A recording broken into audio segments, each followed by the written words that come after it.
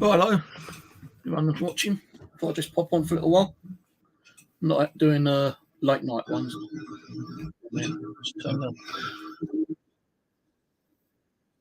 I am behind audio videos behind about 30 seconds, I think, even though it's on StreamYard.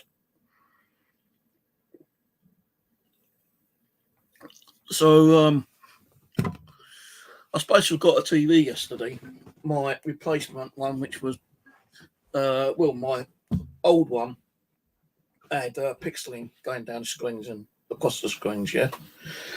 And I had it insured, and I sent it away, and they sent me an email saying it's not repairable. So, but before they actually emailed me, I did buy another TV, a 43-inch one, and I've had that sitting on the table. And the problem with the TV is that it's got legs sticking out, and I really needed a TV with like the bracket in the middle, but I couldn't find one. The only ones I found was like £50, even more dearer than it was. So I found a way of actually like getting the TV sitting on the actual computer table, just by putting a few plastic boxes on and then kind of like, because the leg kind of come out that way, like an angle, which is a bit of annoying. So I actually bought one, a TC. No, what one was it? RCA one, and the legs were sticking out, and like they're sticking out over the table, and like if you just put it down, the TV would just go boom, like that kind of thing. So I got it working, and it's all set up and everything to my PC. So I'm running like two screens on the PC, two 43 inches. Hello, Angela. Better kisses. Ian, Pirate Tomcat. God, she actually got my notification. That's a bloody miracle. So anyway, I bought this RCA one while I sent my other one away, thinking like, they might repair it, they might not repair it. So I still, whatever way, buying a new one, I will still have two 43-inch TVs, while the third one would be actually hopefully being repaired. But nope, they said they can repair it, and they got in touch with my insurance company, and they said, like, pick a new TV. So I picked a new TV. I went onto the website, free one. I could have had a different one, but put more cost onto it, but I didn't want to do it that way. And it said it's going to come through the post, through DVD, I think it was. The TV comes from Curry's, and it was going to come yesterday, but it didn't turn up yesterday. So I looked on the website, and it said it's going to come on the 27th, being Monday. So I went back to sleep yesterday for God knows how long, and I was planning to stay in bed for quite a while today, actually, because I'm not being feeling too good. Because them bastards upstairs, excuse my French. And I was just laying here, and I've got these little kind of earplugs in, and I've just about heard my intercom bell go. Hello, Angela, Sacramento. So I got up, and I'm thinking, who the fucking hell's that? Probably wrong delivery again. I went, delivery. I said, who's it for? And he went, Steve. I went, okay. So what the fuck is that then? Guy came up, and it's the new TV. So I've got three bloody 43-inch TVs. Now, the one I actually had, what I bought the other week, and I was using using the second monitor, I've kind of taken that off and put it back in the box. I'm not going, like sell it or sell it back on anything, or it's like brand new still. I'm going to keep it, and as a kind of a backup. The one I got off the insurance is a Roku TV, and I can like tune into all the Roku stations. I can connect to like Netflix. I've just got the app for Prime Video, and I tuned it into my TV as well. I've got my Xbox app on it. I have got my PC set up on it as a second monitor. But for some reason, when I'd done that earlier, it worked okay, but because I've been mucking around all the channels and everything, yeah, I went to turn it back on to the second monitor on the PC and it didn't come up for some reason. So I had to like start fucking around with the USB, well, not USB cables, but HDMI cables to see if that was causing the problem, which I think it might have done because I've got it working again now. So every time it doesn't connect to the TV as a second monitor, I've got to start pissing around with the HDMI cables. Now, the one I bought the other week and I've put back in the box, I was going to stick on that cupboard over there, but I've kind of done a measurement and it will not fit over there. I would have to move all that shit out from over in that corner, push my bed over, and then get a bigger table for the TV on that one. But I'm not going to do it that way. What I'm going to do is the one I've put back in the box, I'm going to use as a TV and maybe a computer monitor in the living room when I get it all sorted out. Now, I have started sorting the living room out a little bit. All of the TVs in there now in the box. I started packing away like some of the dolls into big boxes and like, you know, getting ready to store them away somewhere. You know, there is a lot of rubbish in there which I'm going to sort out far away. Like, you know, when I was like doing my electronics, I used to go out hunting for cables and stuff like that. There's shitload of cables knocking around inside there, so I'm going to get rid of those. I've got some PlayStation 2s and PlayStation 3s and a couple of Xbox consoles. Shit knows how many bloody Wii consoles I've got in there. But I'm going to be chucking some of those away. The ones which like don't work. The ones that do work, I'll probably give away to charity. You know, take them up to the charity shop. Or I might try to sell them on eBay and try to get a little bit of money back on them. God knows how many games and videos I've got in there. Christ knows how many I've got. You know, I used to go to the old car boot fair and buy God knows how many games. So I could. Well, what I've done, I used to go to the car boot fair and buy the consoles as cheap as I could, and then I'd buy the games for it, and anything else that, like, you know, like a joypad or, you know, the cables that might needed for it, you know. And I was going to put them into like packages, but I never got to do it. So I still might do that. I don't know yet, because I've had, like, you know, some of these Wii consoles and Xbox and PlayStations for a couple of years now, just sitting there doing nothing.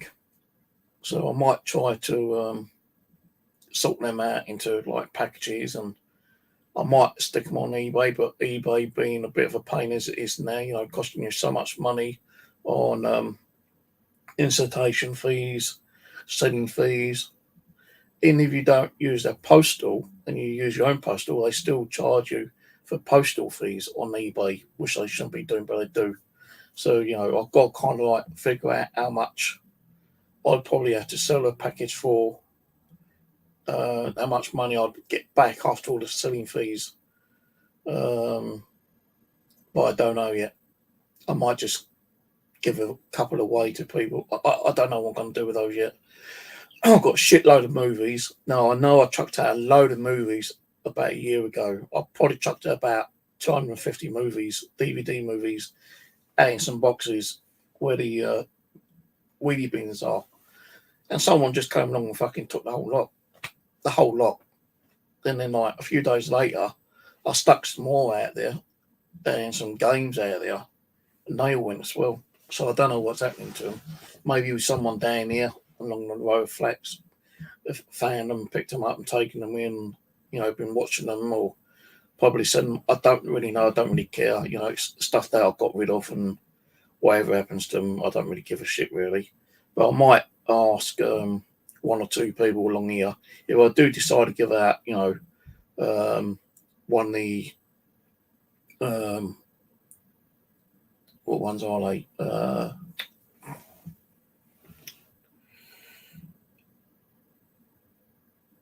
can't remember. It's a PlayStation. No, not PlayStation. The Xbox 360s. I've got about 4 of those.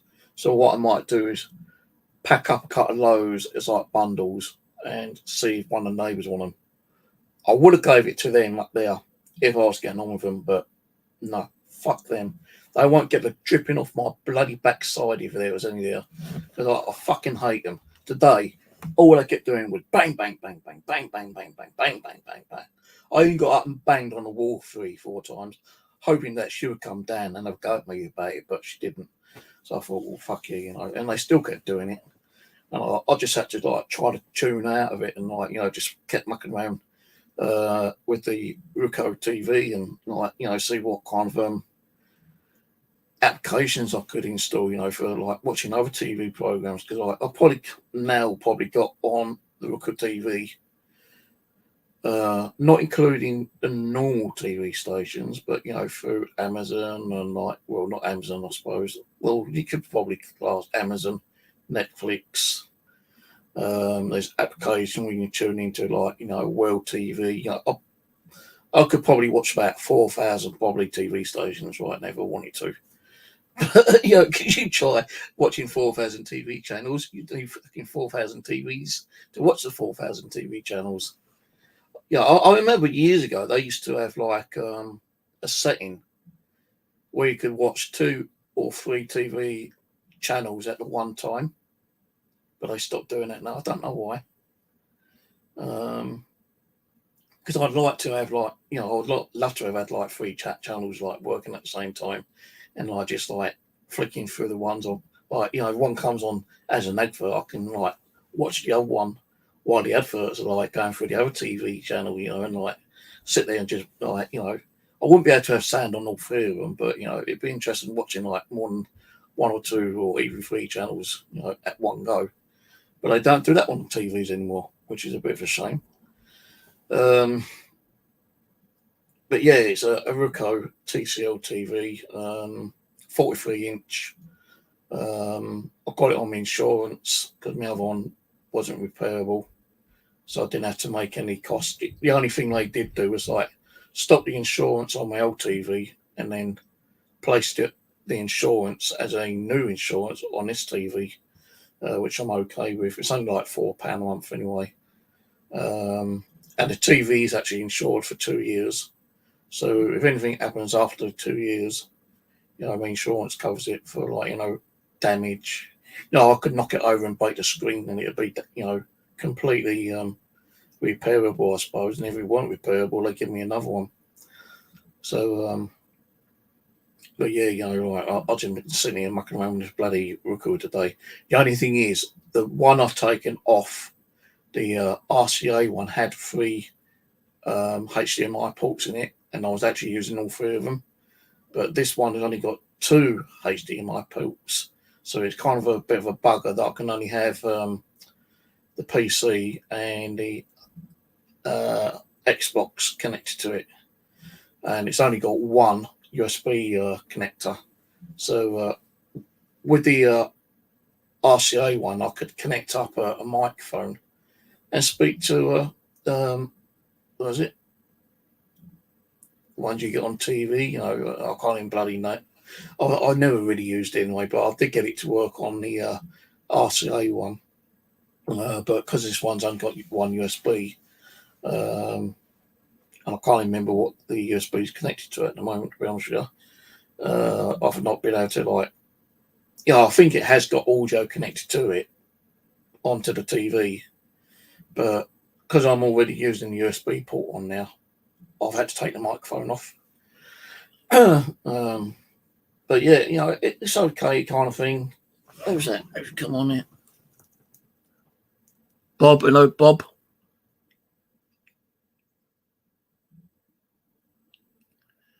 I can't. Let me just drag that over to the other TV, because the screen is so light. I've got it. The text is so small on the bloody TV. I can't even read what's being said, and I've gone and lost my bloody glasses. I had me glasses somewhere, and I've gone and lost them fucking things.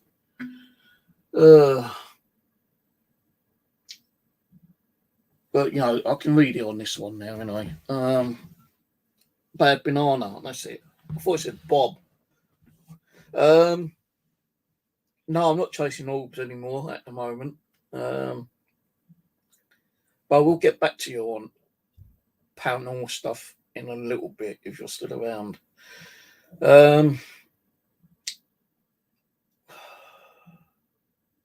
No, after we did Kenny's house, we never heard anything back from her. No, that's a lie. I think I got one message back from her about a week or two later because I sent her a message. I said, "How's everything? Is everything okay? Are you getting any more activity?"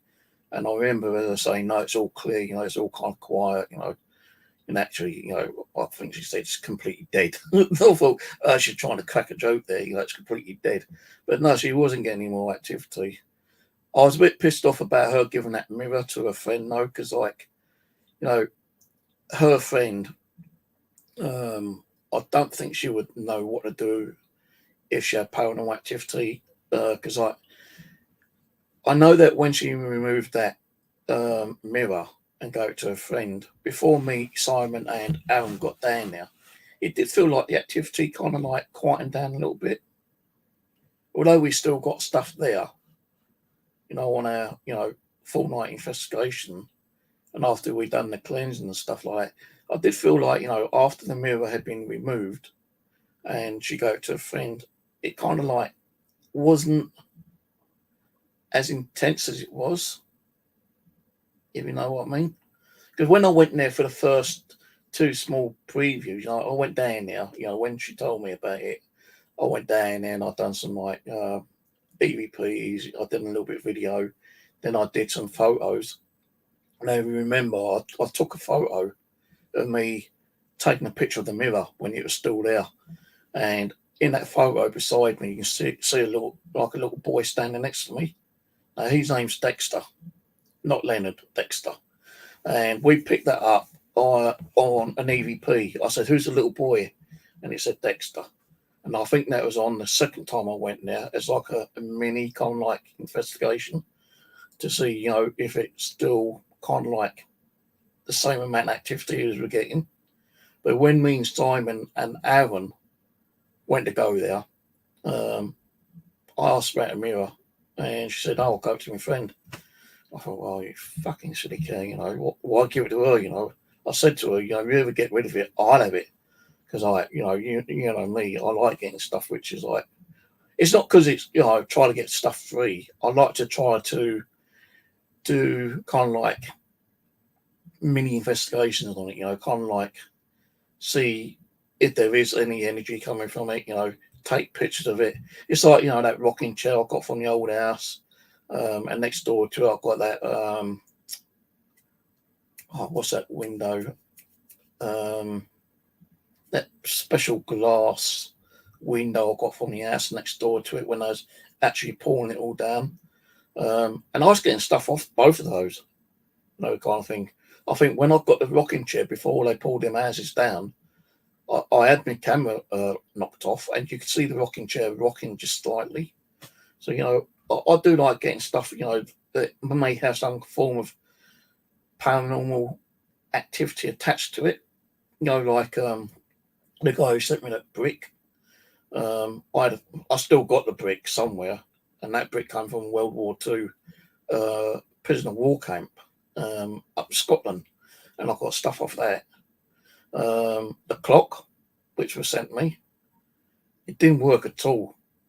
He said to me, when he sent it to me, right, he goes, the day he sent it to me, I swear on this, yeah, he goes, the day he sent to me, yeah, all the activity ceased in his house. Nothing else happened whatsoever at all. And he told me he actually inherited that clock from, like, I don't know, his mum or grandmum or somewhere like that, but, someone in the older generation. But as soon as he got rid of it, all activity stopped.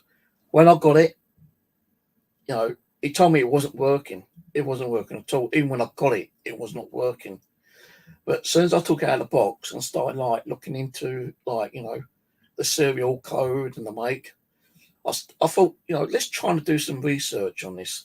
And I actually found the original clock and the serial number and who actually repaired it. And as I was doing it, the bloody clock started ticking, didn't it? Now, I can't prove that, it's a spirit that, was happy that I was investigating it and doing research on it, and was just happy, and wanted to make the clock work again. I've got a few like unusual readings on it, like with the K2 meter and DC box and whatnot. I think I got some on EVP as well. But for some reason, it worked for a week. I put it in the living room. Every time I went in the living room, you can hear it ticking. But after a week, it suddenly stopped and it never worked again. And I still got it in the living room somewhere.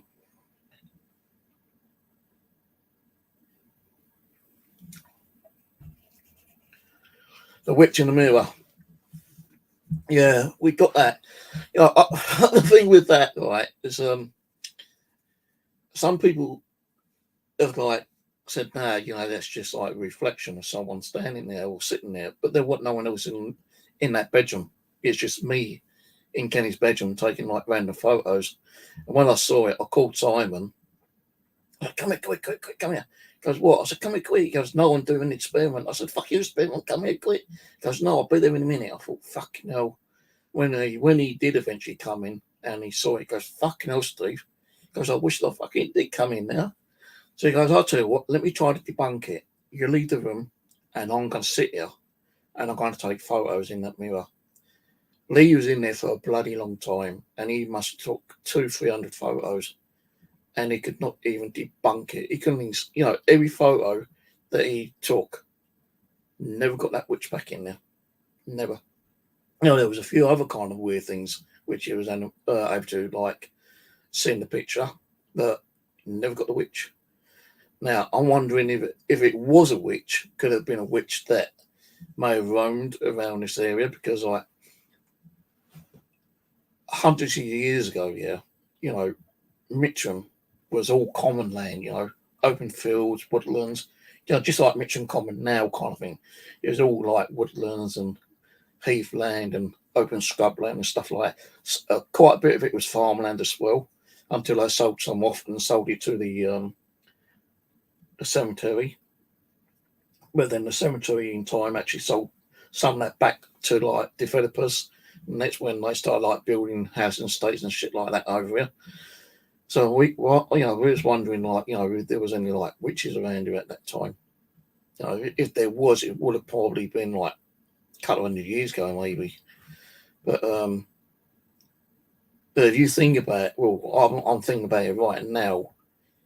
In around a 5-mile area, there is, including Croydon, there's got a big Croydon cemetery. Then you've got the one up the top of the road, which is another one. That's 2. Got 2 just around the corner. That's 3, 4. You got a small one up at Streatham. That's 5.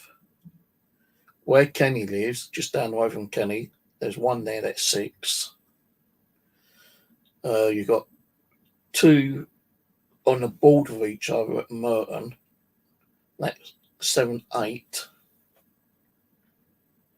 8. There's between 8 to 10 cemeteries within a 5-mile radius of each other. Because Merton isn't that far away from me. I can get to Merton on the bus probably within half an hour. Kind of thing, depending on the traffic, But there's probably about 8 to 10 cemeteries in around, like Merton area. Well, I say within Merton area, but from my area, there's about 8 to 10 cemeteries. Because I know there is another one which I went to, not far from Streatham. Thornton Heath, there's one up there where I broke my fucking leg.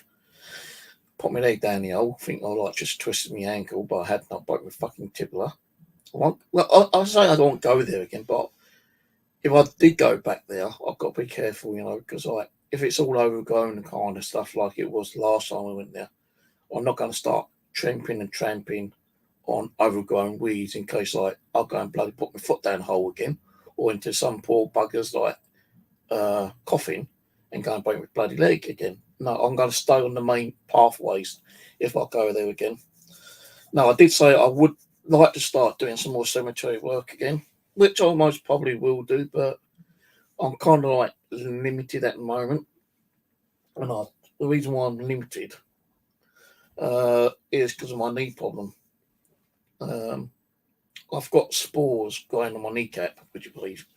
And that's why it's like, crinking, crunching, and, very difficult to walk around with at the moment. I might have to have an operation sometime. I don't know yet. Depends on, like, the pain and, how my knee continues. If I'm walking around on it, I have to take a walking stick with me, kind of thing. And I've got to keep stopping every so often. In a cemetery, you can walk around and just stop when I stop, kind of thing. But if there's a bit of a bumpy pathway, or one of those ones which has got not gravel, but those like bloody rounded stones or rocks or something, that's going to play havoc on my knee. So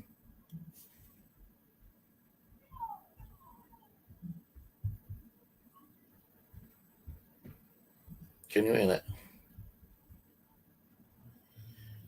That's low at the moment. That's low. That I can probably bear with, but once it gets even louder when I jump and banging, that's when I can't stand it. But yeah, I might start doing some more cemetery work.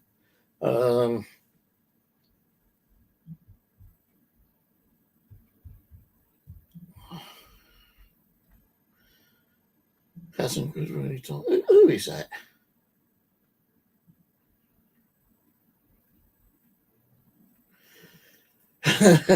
Anyone familiar with removing a curse? Remember the time that someone said they were going to put a curse on me and a few other people, and it backfired on them?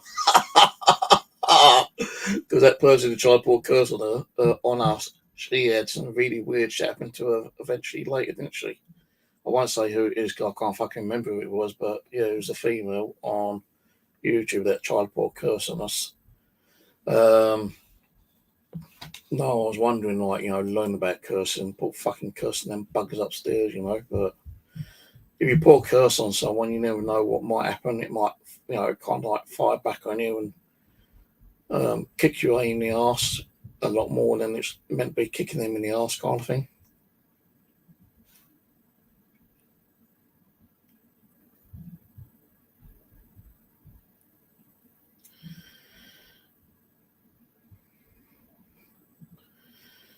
I'm trying to think who that is. Bad Banana.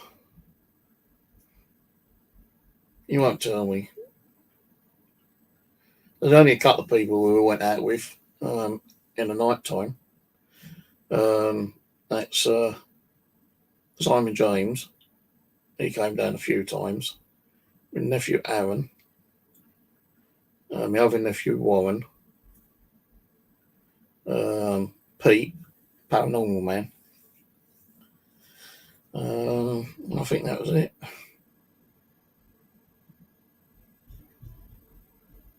Yeah, that's the only people I can think. Oh, it is Simon. You little shit. How dare you come on? Come on the Bad Banana, fucking Simon, I don't know. Yeah, you tried to debunk that bloody witch, didn't you?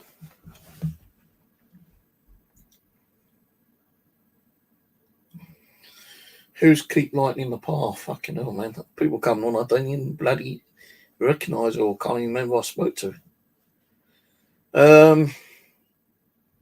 But yeah, I'm hoping to do some more cemetery work, maybe later in the year. I don't know yet. I did go to my bushcraft the other day.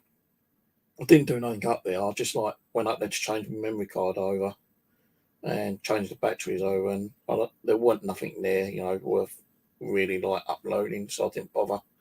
I also took the video card out of Ron's one, and for some reason, Ron's one, which I bought him a couple of years ago, is seized up. It doesn't want to record anymore. All the video files and photos on there are corrupted.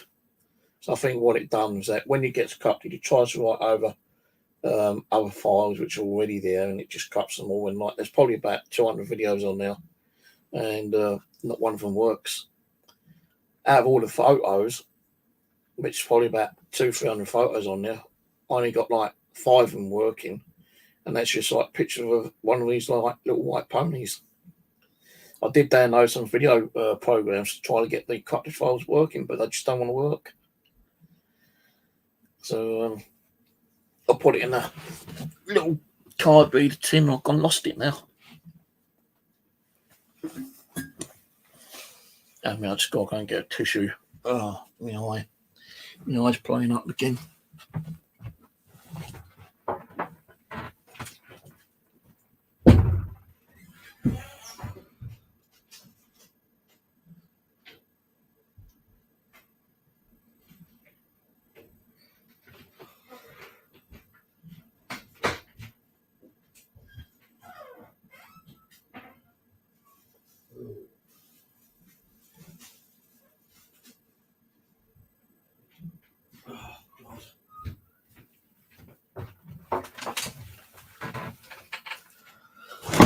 Whoa, shit. Nearly knocked this fucking TV over then. I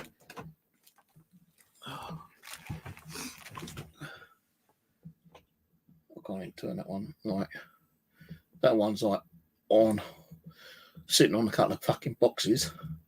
This one's sitting on two electronic storage boxes.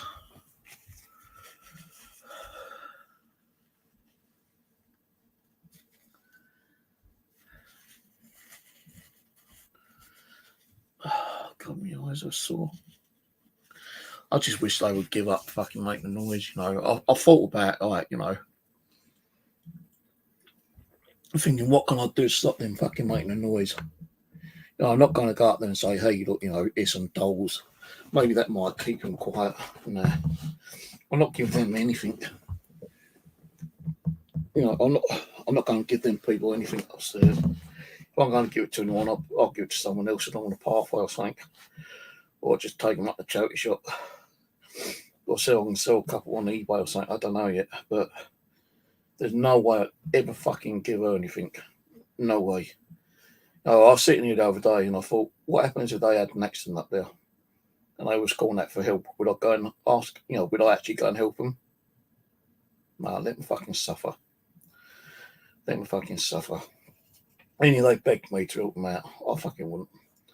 So why should I help you out with all the fucking problems you give me over the last year and a half with your kids running, jumping, banging, screaming and, you know, causing me so much stress and headaches and anxiety and whatnot. Well, it's just a fucking joke. Yeah, I'm the only one that still goes live. Well, I don't go live that much, to be honest with you. You know, I still do go live, but only when I feel like it. You know, I've been doing a lot of gaming actually, but you know, it's just like, you know, these survival games. I've been watching a lot of game videos on YouTube. I've been watching some more paranormal stuff on YouTube. Now, I'm not saying I'm going to give up the paranormal, you know, indefinite. You know, I have thought about giving up completely, but I'm thinking, well, you know, I've been doing this for like 12 years. You take off the time with all the drama and all the other shit that went on, take a couple of years off. You still say I've been doing it for about 9 years. And I don't want to be wasting those 9 years. You know, some people have turned around and say, well, I've been doing it 30 years. And one thing's that suddenly happened to me, stopped me from doing it, you know, completely. Well, that's down to them. But you know, I do want to do stuff. It's just like, you know, I don't feel, I do and I don't. You know, I do feel that there's still energy in here. You know, I do get that weird feeling that there are things going on in here still, but not as much as it used to. And I don't really have the oomph.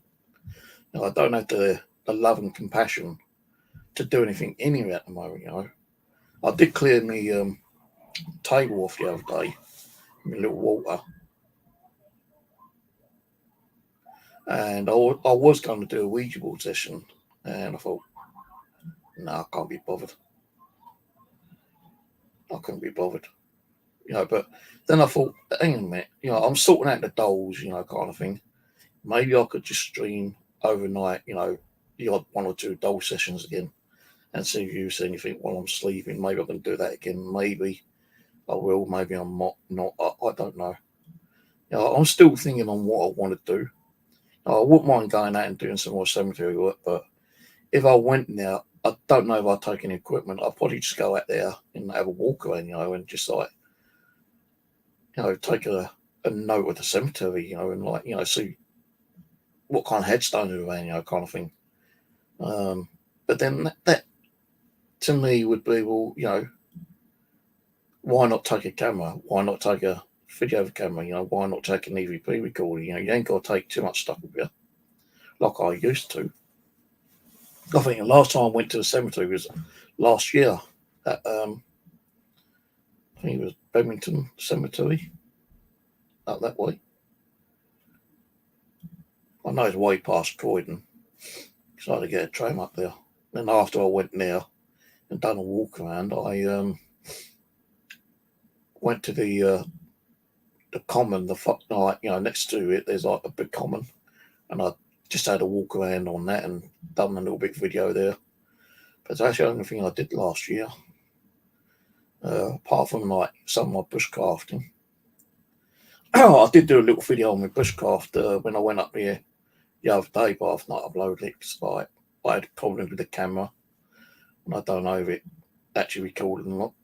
So, I've not checked it, to be honest, and it's just me walking around, and taking the camera out, the wildlife camera, and found out there's a lot of water on my bed bench, and I like to kind of tip that off, but there is still water on there. I mainly went up there just to get the camera, the video card, and see what work it needs to do, be done on it. Because if I can get out in the summertime when we got the nice hot weather, I'll be going up there and doing some repair works on there, and probably stay overnight on the odd occasion as well, like I had done not long ago.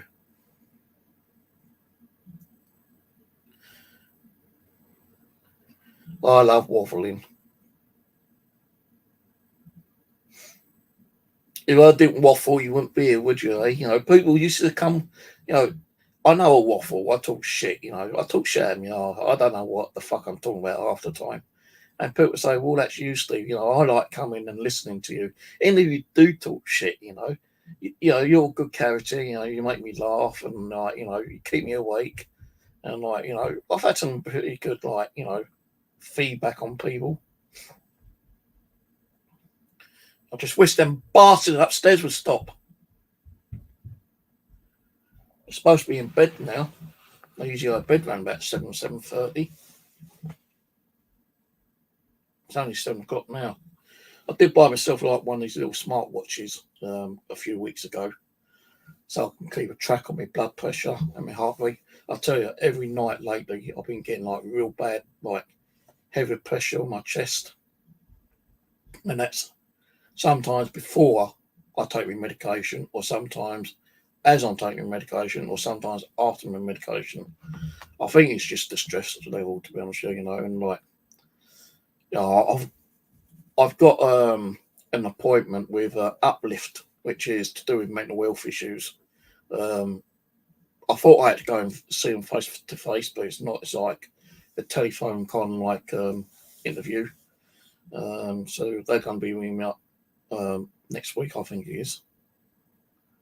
And because of my constant headaches, I've got an X-ray scan for my head, which is in April. And people I've spoken to, headaches mainly down to stress, and with the stress I'm getting from them, I'm surprised I'm still fucking living. I'll be honest with you. I spoke to someone on the phone the other day, and she goes, have you ever felt like harming yourself? Of course I fucking have, I've been in hospital at 3 times because wanting to do something to myself. Or she goes, have you ever thought about harming someone else? I said, well, yeah, I have, but I ain't gonna be fucking stupid enough and do it and end up in fucking prison, am I? Kind of thing. I've got my 2 grandsons that I think of. That's why I've not done anything to myself or done anything to anyone else. But I'll tell you, they really do bang. I'll tell you, man, it's like an earthquake sometimes in you. It really does. It is so loud, and they just don't give a flying fuck, her parents. or their parents. She don't give a flying fuck. If I bang on the wall, they come down and like start screaming and shouting at me. But I bang on the wall 4 times a day, thinking they should come down and have a go at me. And I want to turn around and say, we don't want you banging. You tell your kids stop banging. Because every time they start banging, making noise, I'm going to start banging in the future. And if you don't like it, you fucking call the police. And when the police come around, I can give them all the evidence that I've got on you. Because I have got evidence. I've got audio record. I've done an audio recording where they was making so much noise today. I saved it as a 5-minute audio file. And it's just them running constantly back and forth, back and forth, back and forth, back and forth. Constantly, and it ain't like little pitter patters. It's like really loud. I'm like, that's what's causing me all the fucking headaches and stress, because they don't give a fuck. They don't.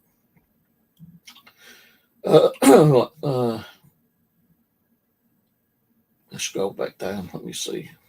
Hang on a minute. I'm not the one who's going to move. I wouldn't be able to move anyway. I wouldn't be able to afford it.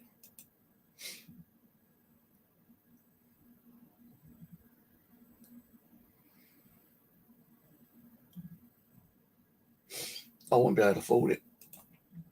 Not with all the shit I've got in here. I did try ringing up the housing association again 3 times this week, and there's not one option I can contact through like the complaint section. It's either like, oh, if you have a problem with your rent arrears, press this number. If you need help with something to be fixed, press this option. If you need to talk to someone in a different department, press this option. So I press that option, then you're back at the same fucking menu where it says, well, if you need a repair, press this option. If you need that, press that option. And I tried 3 times and I cannot get through to them. I did email the person who's supposed to be looking into the case and still nothing from them. And I emailed them last year. When was it? July, I think it was. No. September, and I've not heard anything from them. Nothing.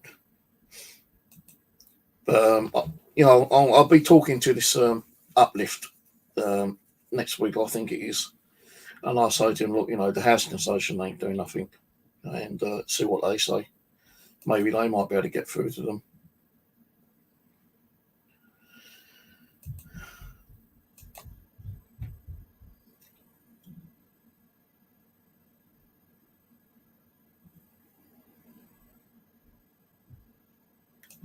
But I'm at Teva, sometimes I do get those horrible, nasty thoughts, which I feel like going and doing, but if I start saying that on here, my body will get the old bill fucking knocking on my door and me being carted away. I have even thought like put a fucking spell in them or a curse, but I wouldn't know even how to do it, and even if I did know how to do it, no, my luck, it'd bite me in the arse and not them. And I'll probably get all the negativity instead of them getting it. I don't wish them ill harm. I just want them to fucking stop the noise. It's not a lot for a parent to say, stop running, walk, don't jump, go and sit in your bed, and that's it. But they don't do that. They just let them do what they want to do. And last time I did have a go, she goes, "Oh, I'm not going to tell my kids stop running and jumping about. If they want to run and jump about and make a noise, I'm going to let them run and jump and make a noise. Don't like it? Tough. Move." I said, "Why should I fucking move? Well, you might have been here longer than me, but at least I ain't got fucking, 5 kids living in one fucking bedroom." Because it's like 5 kids, her and her husband. I don't think she got any boys. I think they were all girls. And I think she might have, I know she chucked out a few sofas the other day. And I'm thinking, no, she fly tipping or not, kind of thing. But there was a thing saying that she's paid for it to be picked up. But I don't know. I know this is what I don't understand, right? Yeah, her two youngest ones are like 3 years old. One goes to school, or I don't know if school or nursery or what, but there's always one left indoors, not on her own, but with someone. Why she's not going to nursery or preschool, I don't know. You know, even if she had learning difficulties, there is places that they could take her, and she wouldn't have to pay for it. She should get it on benefit. You know, she'd get it free. But there's always one kid up there making a noise, and it's her who's making a noise constantly. It's not the other one.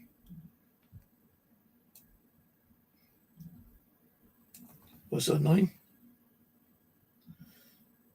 Oh God, I can't even remember what the kid's name is now.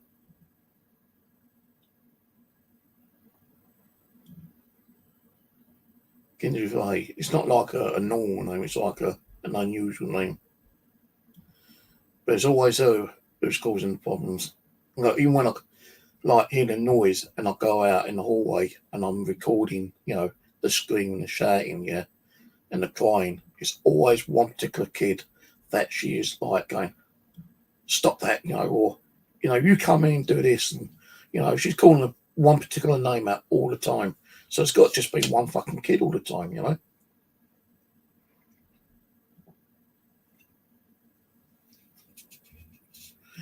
Yeah, I'm missing Julie. I'll tell you one thing, yeah, fucking 11 weeks. They got, I haven't got to go back, but the people who was convicted has to go back on the 3rd of March, right, next month, to get, you know, their, what's that word I'm trying to think of? I'll get stuck with words nowadays, I tell you, man. Their convictions. Now, all three of them found guilty anyway, yeah. And I can talk about it, you know, because it's over and done with. Like, you know, 3 people got done sending crystal meth from the UK. One actually worked in a big delivery service, yeah, delivery company. And the other 2, well, one of them knew the person in the delivery company because they had a bit of a, you know, an affair with each other. So he must have asked her to, like, you know, allow certain packages to go through. Well, the first 2 packages, she kind of searched, you know, not properly, but she did search them, yeah. And she was the manager of that particular company, you know. And she just, like, you know, done a little search, and because it was all on video, we was watching the CCTV as like yours, yeah. And we could say, well, like, you know, she has actually kind of searched it, but not properly. But the 3rd one, which actually carried and had the crystal meth thing, it was like a box inside of a box, and it weighed like 20 odd kilo. And she opened the first box, then she saw the second box, and all she done was like split the top bit open, put her hand in, and then took her hand out, and then resealed it all. And that was it. She did not do what she's supposed to be doing. There's like a 10-step thing here that she got to do, and she didn't follow the 10-step. So she must have knew that it was in there, yeah. Now, somehow, some reason, it went missing for a day or 2 in the actual shipping, you know, when it's been like transfers from UK to Australia, and people were saying, well, maybe like it was like inserted in the box within that particular day. But there was an excuse that, you know, the time difference between Australia and like the UK kind of thing. Well, anyway, the one who worked in the shipping company, the one she was having an affair with, was also arrested for having a marijuana garden in his house. The main person who was doing shipping denies that he didn't even know what was in the box, but he either took the box in himself or accompanied someone to take the boxes in. And the shipping company, on all 3 occasions, yeah. And there's a lot of text messages and all that going forward about it and whatnot, yeah. Well, apparently, crystal methamphetamine, right, the total value in the UK was £1.6 million. Once it gets to Australia, the person who it gets delivered to, it goes skyrocketing, because like it does. The value over in Australia was 16 million. So there's a big jump from 1.6 to 16 million Australian dollars. Yeah. Now I wouldn't like to say how much that is in English money, but it's a big fucking jump. And then once that person who's got the crystal meth and received it from the shipping company, he passed it on to like other dealers, and then like, once it's been like sold to like, people who want it, the actual value went up to 28 million Australian dollars. Now the one who had the cannabis garden, he got charged for 2 accounts, while the other ones got charged for 1 account, which was like, shipping, meth crystal from the UK to Australia. So they got 1 account each. But the female who worked in there, she's been charged for 1 account. The one who's doing all the boxing up and shipping, he's getting charged for 1 account. But the other one is being charged for 2 accounts, which is, shipping or being part of shipping the crystal meth to Australia. Plus, he's been charged for the cannabis in his house. Now, people might say, well, you ain't supposed to be saying, you can. After the court case is over and done with, you can talk about it. But I'm being careful by not saying the names and what the shipping company is. Although it's on, on fucking social media, like the Mirror, the Sun, Independence, what's that bloody CBA or whatever it is, like criminal, what was it called? I can't remember what's called now.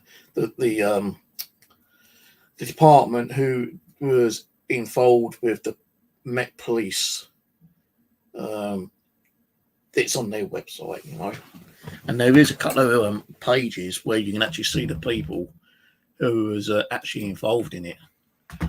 I can't think what it's bloody NCA, National Crime Organisation. Well, NCA, National Crime Association, is on their website. So they're actually getting charged next week. Now, I was actually thinking of going to court and sitting in the public gallery and listening to the, to find out what they're getting. But I might not go. I might just ring them up instead and see what happens. Yeah, well, I'll tell you, I still get orbs in here. I've seen them on the CCTV camera. I've got like 4 cameras working out at 8 still. But for some reason, my bloody mouse has stopped working on it. And I can't find another mouse, so I've had to order a new mouse off Amazon. And what else did I order off Amazon? I ordered something else off Amazon today for early 1 o'clock tomorrow delivery. Oh, I ordered some dispatchable PC 2-in-1 detachable computer speaker stereo. It's kind of a, well, I can show you in a minute. Percent share screen.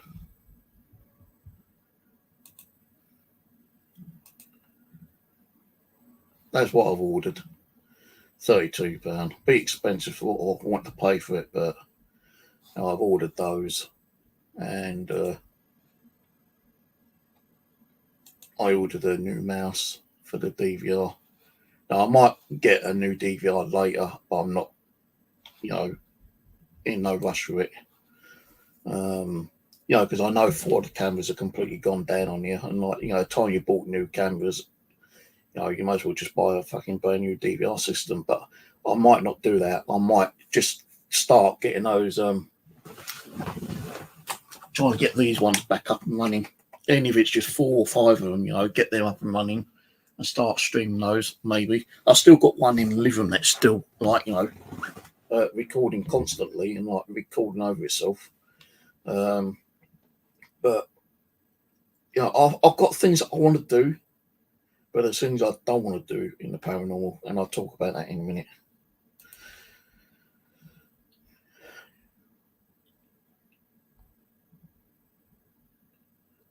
Yeah, I know a lot of people just moved away from it. It's because of the fucking bullshit drama, isn't it?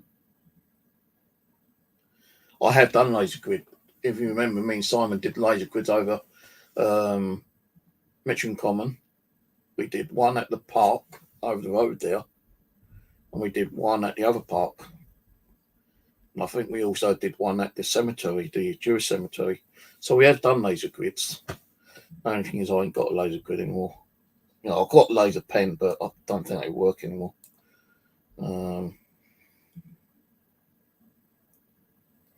But I might do the odd, like, dull stream kind of thing overnight. I'm not going to be sitting, like asking questions and like, telling it to like move its arm or like make the K2 meter or anything like that move. I just don't feel like I want to do that at the moment. But I might actually put the camera on overnight for a little while and see what happens. I don't know. Zap you with the laser. I'll tell you one thing, I like to fucking zap your ass with a laser. I don't know what to have to eat yet today. I only had like a ham sandwich yesterday and some just plain bread. The other night I had a really nice kebab. Now, the only thing I've got in the cupboard at the moment is a tin of beans, which is out of date. It's supposed to have been eaten 2020. I've got some like packet of microwave rice, but you really need something with microwave rice. I suppose I've gone and done a bit of shopping today actually, but I've been fucking around with this TV, haven't I? I didn't even know this was supposed to be coming either yesterday or tomorrow, and it came today. My hair's sticking up. And yes, I need another haircut, I think. I'm not going away just yet. What's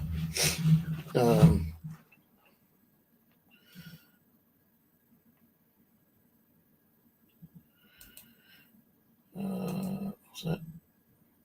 Oh, I found you a good company. Oh, thank you very much.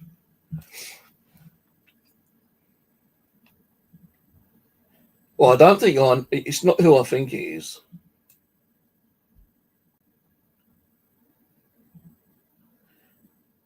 Because if it is, I like to know how the fuck she's on here. Because I was told that person was dead. If it's Kelly, as in Kelly, I was told she's dead. And there's like videos out there saying that she was dead. Just like Cat Angel, she's dead. Some and like one or two other people used to be on the like paranormal channels. They're dead.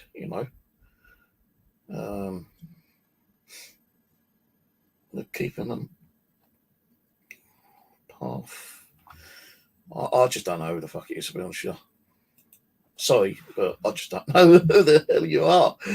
It's like with Simon, when he said it's Simon James, like, I didn't know it was fucking Simon James, He used to come on as like Simon James or someone else. Hello, Jamie boy. I didn't see you coming. I just saw you because I'm on the other bloody channel at the moment. Let me just check on something. Go to that YouTube page, post.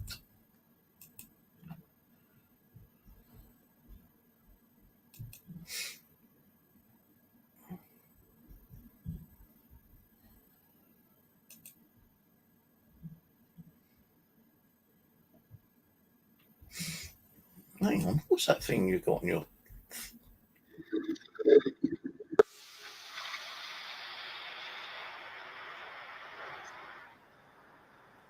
Flashy Light Brothers, Huff and Cody, IT. That's what I miss doing, like, your little electronics.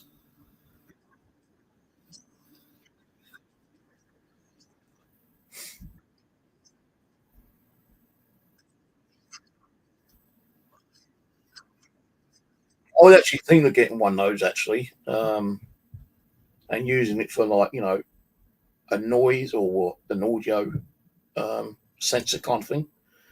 But with them up there, it'll be going off, like constant. It wouldn't stop.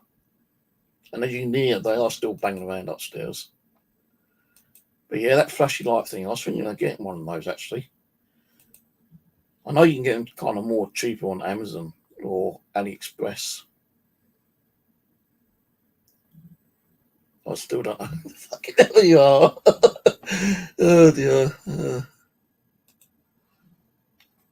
Now I've got to put my screen back up.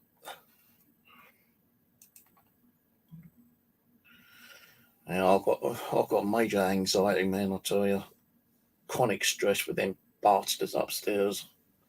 I never stop. I tell you, I never stop. It's always every single day.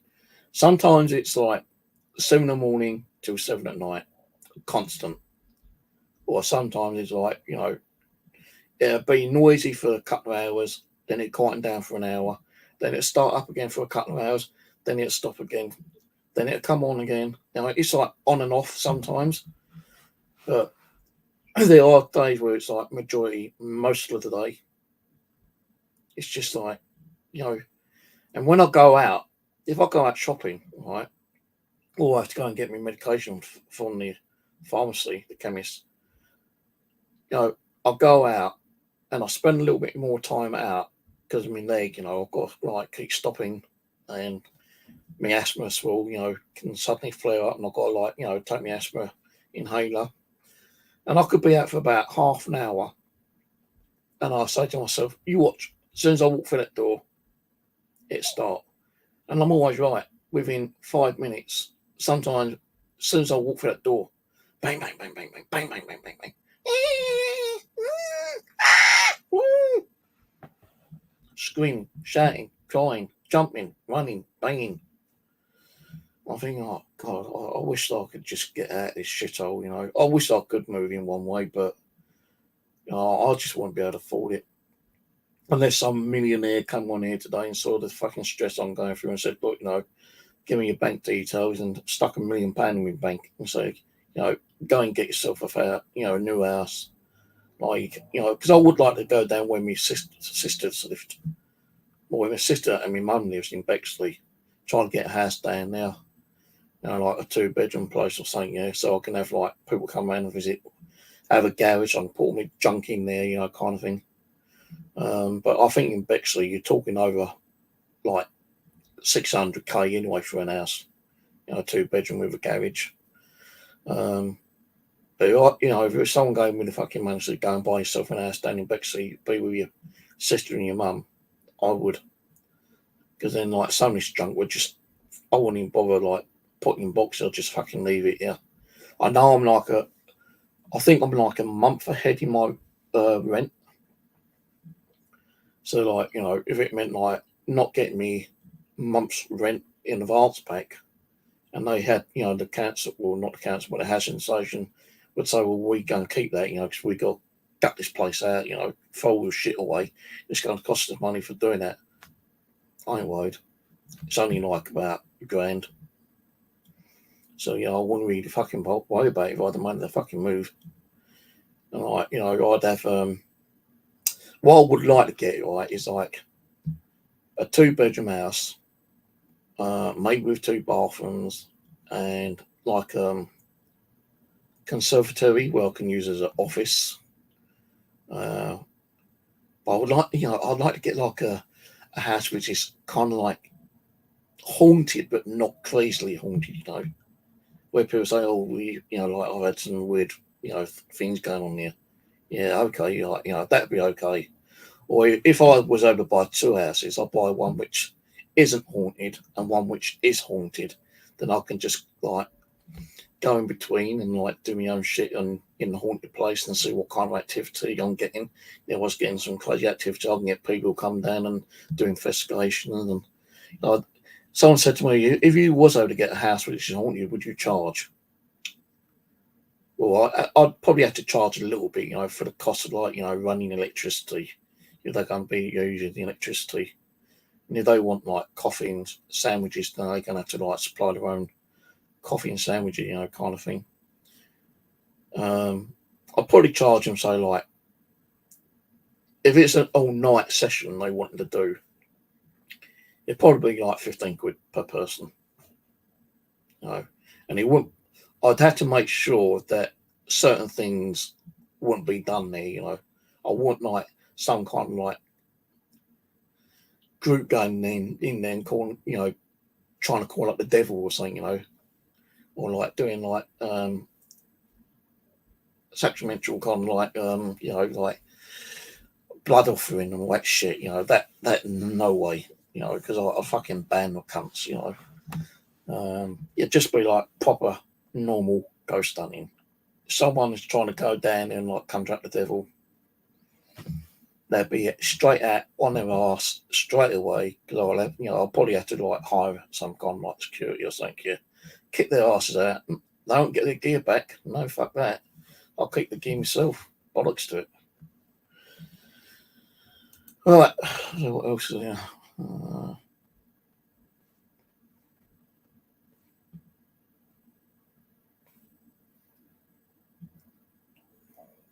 I gave him a clue if we used to chat. Well, I try to read the chat, but you know me. Fat chance of that. Yeah, there was a fat chance of that.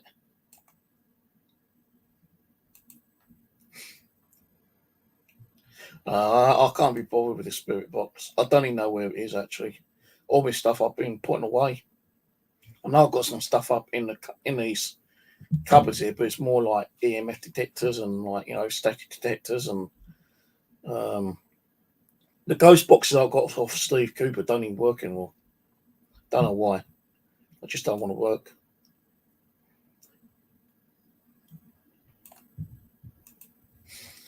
You need to go to the council and tell them to move you out. Usual mental. Yeah, but the thing is, like, it's going to cost too much money to fucking move. The amount of shit I've got in here. So I'm going to need like 2, maybe 3 fucking great big vans to move my shit. And I need a big house. I'm like, they ain't going to give me a 2-bedroom house for one person, are they? They'll probably give me like a little fucking squat, little fucking cardboard box like going over there. You got too much stuff, Even if they gave me a 1-bedroom house, I don't think I'd even have fucking room to put my stuff in there anyway. So, that's why I'm trying to sort some of the stuff out. Now, the thing being, right, when I feel like I need to go in there and start sorting stuff out, there's so much noise, it kind of like just, this, it kind of distracts me. I lose concentration. I forget all about what I'm supposed to be doing, and I don't get to do what I'm doing. It's only because yesterday, like, I said to myself, right, there's not a lot of noise going on. Let's get in and sort some of the fucking dolls out, start putting them in boxes. And I've been saying to myself, even if you do like just one box a day, at least you're doing something, But the other day, because I had been collecting empty boxes in the past and just like, stack them in the living room, I actually stored probably about 50 dolls away in several boxes yesterday. So I am actually like starting to clear stuff out. I threw a bag of rubbish out as well yesterday. Not it's not a lot, a big bag of a bin liner, but at least I'm like sorting through it bit by bit. So tomorrow, um, most of the kids are at school tomorrow, but the noisy one's still going to be there, definitely. But if there's a break in the noise and like I think like they've either gone out or she's sleeping, then I might be able to do a little bit more sorting out tomorrow.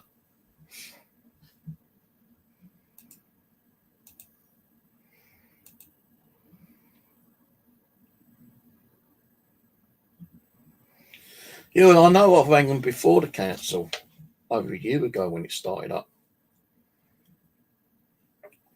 As I told her, I said to her, I'm fucking ringing the council up because of the noise. She goes, ring them up. Because I already rang them and told them you're ringing them. So I said, well, that's all right then. Just letting you know I'm ringing the council up. And when I did ring them up, they said, oh, noise pollution. We can't do nothing. Kids will be kids, If it's after 11 o'clock at night and it's constant noise, kids screaming and banging, like parties and loud music, then we can do something about it. But from 7 o'clock in the morning to 11 o'clock at night, we can't do nothing about it. And I think the government should fucking pull their finger out of their asses and change the law. If you get a certain decibel of noise coming from your neighbours, then the council should step in and do something about it. But no, nothing. Nothing.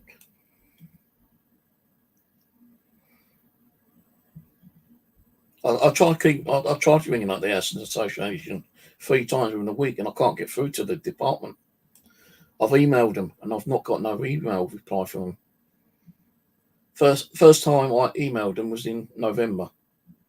4 months, and still nothing done about it. Because the person I emailed hasn't got back to me. It's just a fucking joke. That's why the doctor told me to ring up this mental health place called Uplift. And, because you have got mental health issues and you've got stress and anxiety and depression, if you ring them up and make an appointment, you can explain what's going on and maybe they can help you out with something. And that's what I'm hoping. He even told me, are you eating? I said, well, I'm eating, but not, crazy. He said, about food banks. I said, I don't want food bank, I'm okay, I'm eating, but not as much as I'm supposed to be eating. And I do have high cholesterol as well. And since this shit's been going on, I've been getting high blood pressure. So I'm on more medication than I'm supposed to be. I'm on cholesterol. I'm on codeine from headaches. I'm on high blood pressure. I'm on my antidepressant tablets, which is high. I've got medication for my pain in my knee.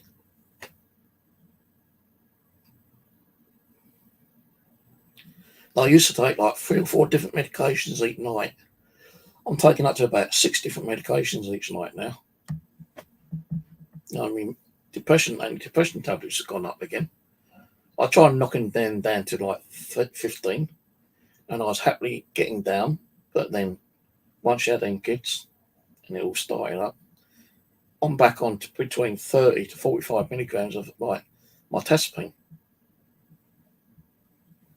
And I know some of these drugs do actually give me side effects as well.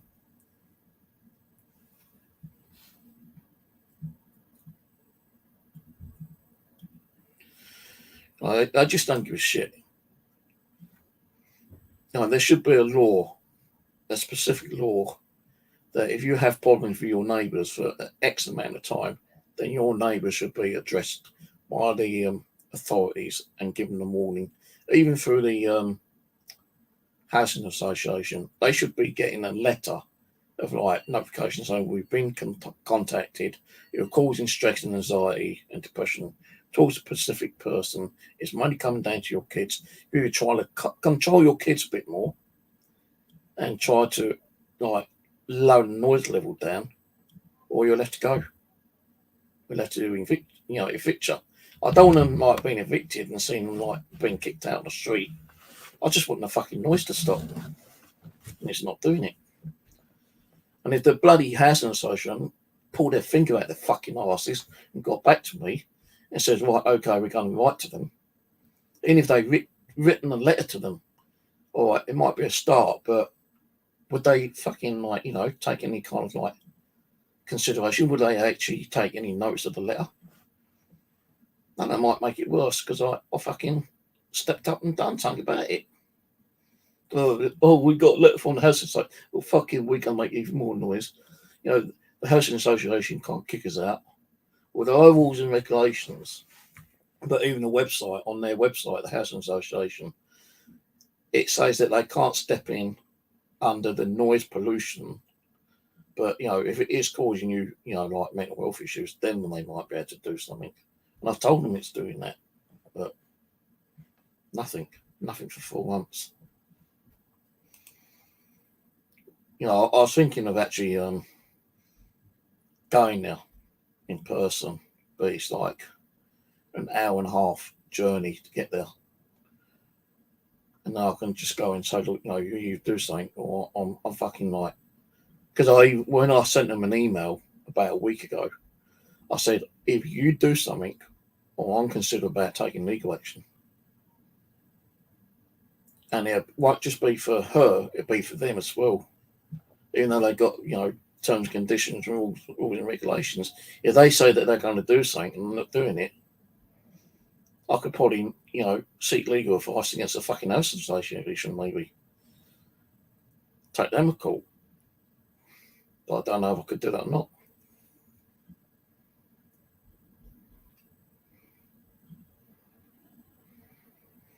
That's what I was like, I thought, well, I want to go out there and fucking punch them in the fucking head. But I can't, because I'd probably be arrested for assault. And I'm not going to get myself arrested for them fuckers. So it means I just have to keep suffering with the shit they keep giving me all the time, Like, I thought with the stress and anxiety, I'd be like conjuring up fucking poltergeist activity, but it ain't. And if I was, I'd be saying, hey guys, if you're a real poltergeist, go and kick their fucking ass for me. Go and scare their kids, make them fucking like so scared that they have to move. But nothing's happening. No ghost wants to go and help me, do they? I only eaten today. I fancy a pizza, but the place that I bought one from, well, there's two places. There's one over at Mitcham, and he stopped. I made an order, and he rang back. He goes, sorry, can't do your delivery. I said, why? He goes, you're too far. I said, what? It says 1.5 miles. Yeah, but you're just area. I said, I've had the fucking delivery from you before. Yeah, well, we've done that, because you're a new customer, but didn't realise how far you were, kind of thing. So I thought, that's bullshit. He goes, well, I'm sorry, but, your money's been refunded. So around the corner, just down the road from around the corner, there's a kebab shop, and I usually go down there and get kebab here. Or just cut the doors away from the kebab shop, there's a Chinese takeaway. Now, I had Chinese takeaway last week, and then the other day, I had, I fancied a pizza from the kebab shop, because he does do pizzas. But the last 2 times I tried to order from him, he ain't got no pizzas in there. So I've had to order one time when I wanted the pizza and there wasn't none there, I just fuck it, I'll go around the Chinese shop and get something from there, which I did do. And I actually ordered that online because I can't keep going out because my knee keeps hurting all the time, especially going up and down them bloody stairs. You hear it crinking and cracking and crunching, and God knows when I'm going out and about, kind of thing. So I had the Chinese delivered, and then I wanted a pizza the other night, but again, the pizza place had no fucking pizzas, so I ended up getting a kebab and some chicken wings. Now yesterday, I didn't order a Chinese or anything like that because I couldn't afford it. Still can't really afford a Chinese, tonight or anything really, to be honest with you. But all I had yesterday was some plain bits of bread. And I thought, hang on, I've got some ham in the cupboard, in the fridge. Got a new packet of ham. Now, I decided to have a ham sandwich yesterday. I wanted to have a bacon sandwich because I've got some bacon in there, but I've got no fucking cooking fat, have I? Run out of cooking fat. So I was supposed to go shopping today, as I say, but because the TV turned up today, I've been fucking around with the TV too much.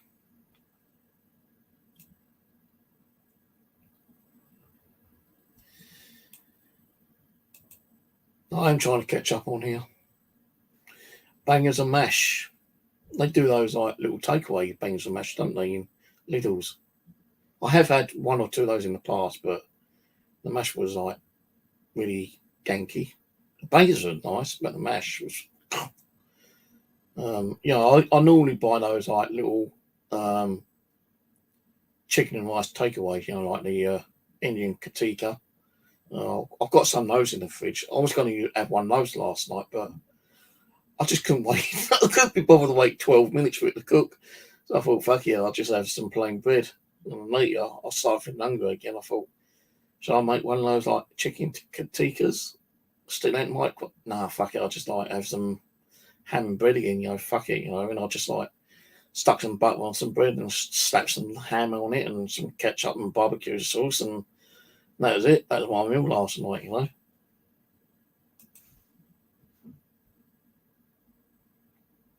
God, you're way back. Well, I'm way back. Yeah, they were found guilty, all three of them.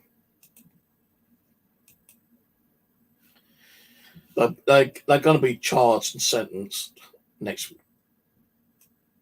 week, I think, knowing them. On the 3rd of March, they got to go back to court. So, yeah, next week. That's like Friday the 3rd. So I was thinking of going to court and going into the public gallery and listening, but they're going to know that I was one of the jurors there. And I don't want one of them trying to they wouldn't be able to jump out and attack me because I'd be behind their glassed window frame kind of thing. But there'd probably be family members there, and I don't really want to be sitting near a family member in a public bench. So I'll probably just ring the court up. But I will go back to court. I'll not as a juror, but I'll probably just go into a court session one day and see what's going on. Go and listen to a trial for a day or two.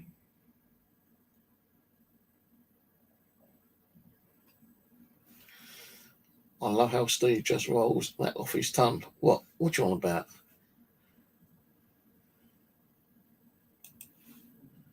Oh, my stomach's running, so I'm hungry already.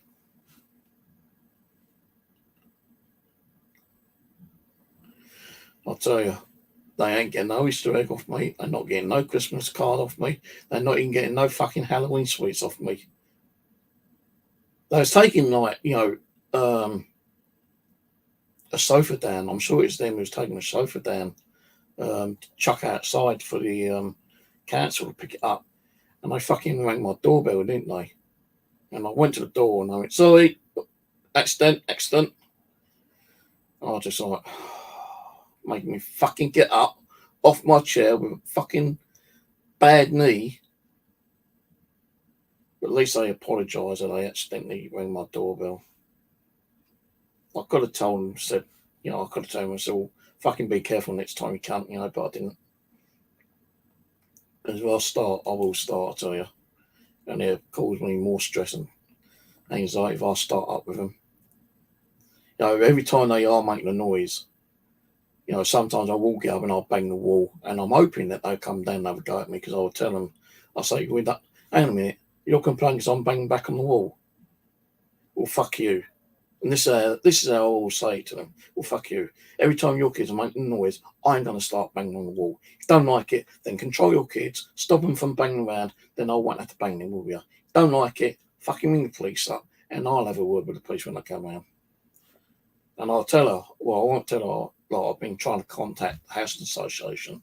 I'm even thinking of ringing the social services up, actually,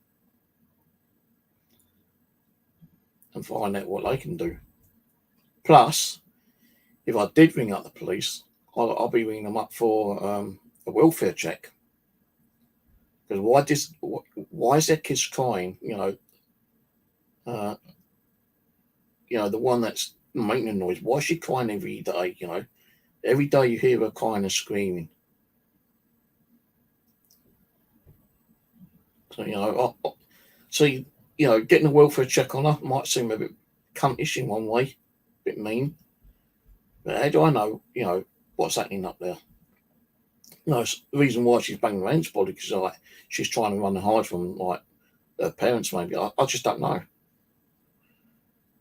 But, you know, even when they are making a noise, it's not always her crying. You know, you can hear them like laughing and screaming and playing around. I'm not saying that, look, I'm not saying that they can't play around and make a little bit of noise, but it's constant throughout the whole fucking day, you know, 12 hours a day. On most times, you know, sometimes it's only like 2, 3, 4 hours a day, but even 2, 3, 4 hours a day, why should I have to sit and suffer with that noise? Now, I've got the legal right to have peace and quiet in my own home.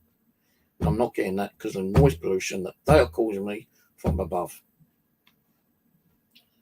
Now, I did ring up 101 the other day as well, but I was on hold. And I said, we're very sorry, I'm very busy at this time. You know, there may be a long holding wait. And I was on hold for about 5 minutes. I thought, fuck it, and I just put the phone down.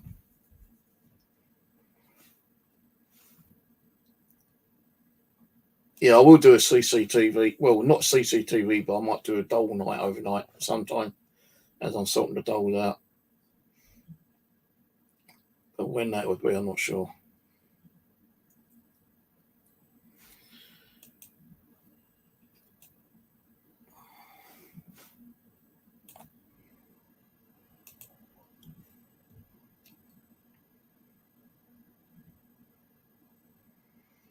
Yeah, his grandma, his great-great-grandma's with him. And I think she's there most of the time.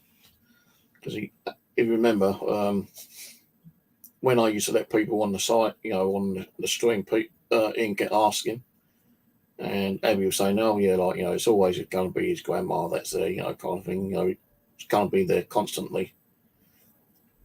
Just looking after him.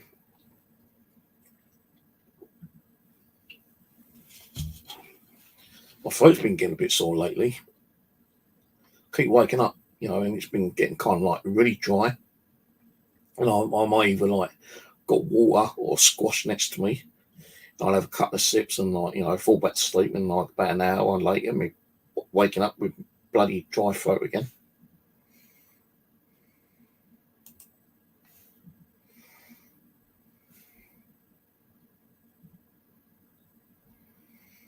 Yeah.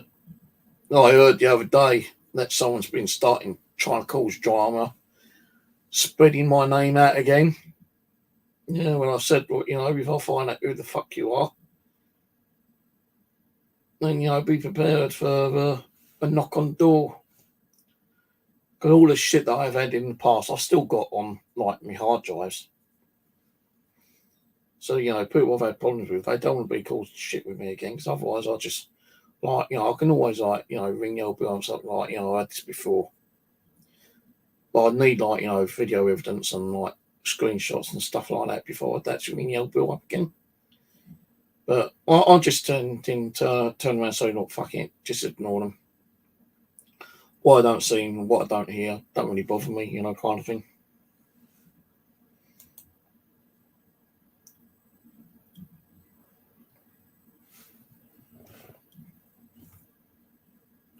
I don't know who it is. It's not Peter. I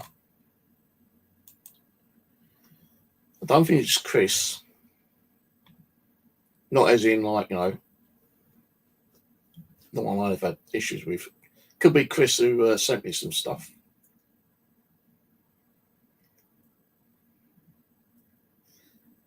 I just don't know, to be honest. I can't really think who it could be. Because the thing being, right, is that, you know, I've not done a paranormal for like 2 years, and I've not spoken to a lot of people for 2 years. And that 2 years, I have forgotten a lot of people, which I do apologise for. But, you know, I just can't remember who the fuck it is, you know?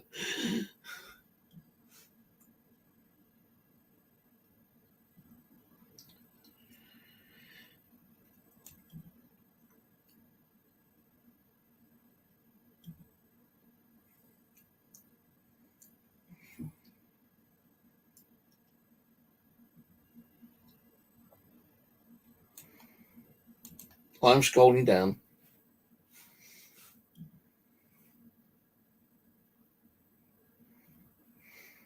I'm up there. I'll be out there one of these days, mate. And it won't be up there. It'll be down there. Taking revenge on some little fuckers. So you can't come to heaven because you took revenge out on someone. I ain't got a working spirit box at the moment. All my other ones, like little portable ones, are put away. I can't remember what I've done with them. The ones that from Steve Cooper, none of them want to work. You know, even with brand new batteries, you hear the noise, but you're not getting like no stations coming through, which is weird, but they're not working. I even took when I got this next to me, I still only got a fucking radio to put on this one. And the Velcro keeps coming off this bloody thing. My little portable thingy-majig. I'll probably have a look for a radio later in the week, maybe. I'm not going to look for one now. I'm too tired and stressed out. And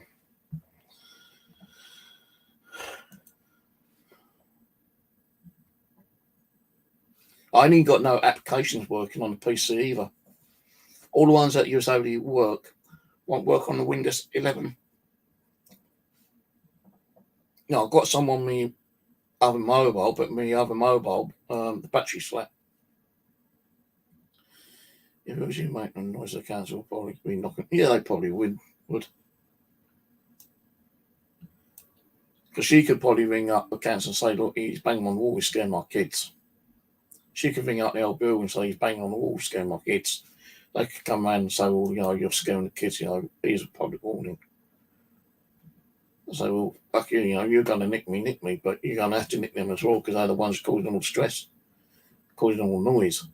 If I didn't cause all the noise, I wouldn't have to bang the wall, would I?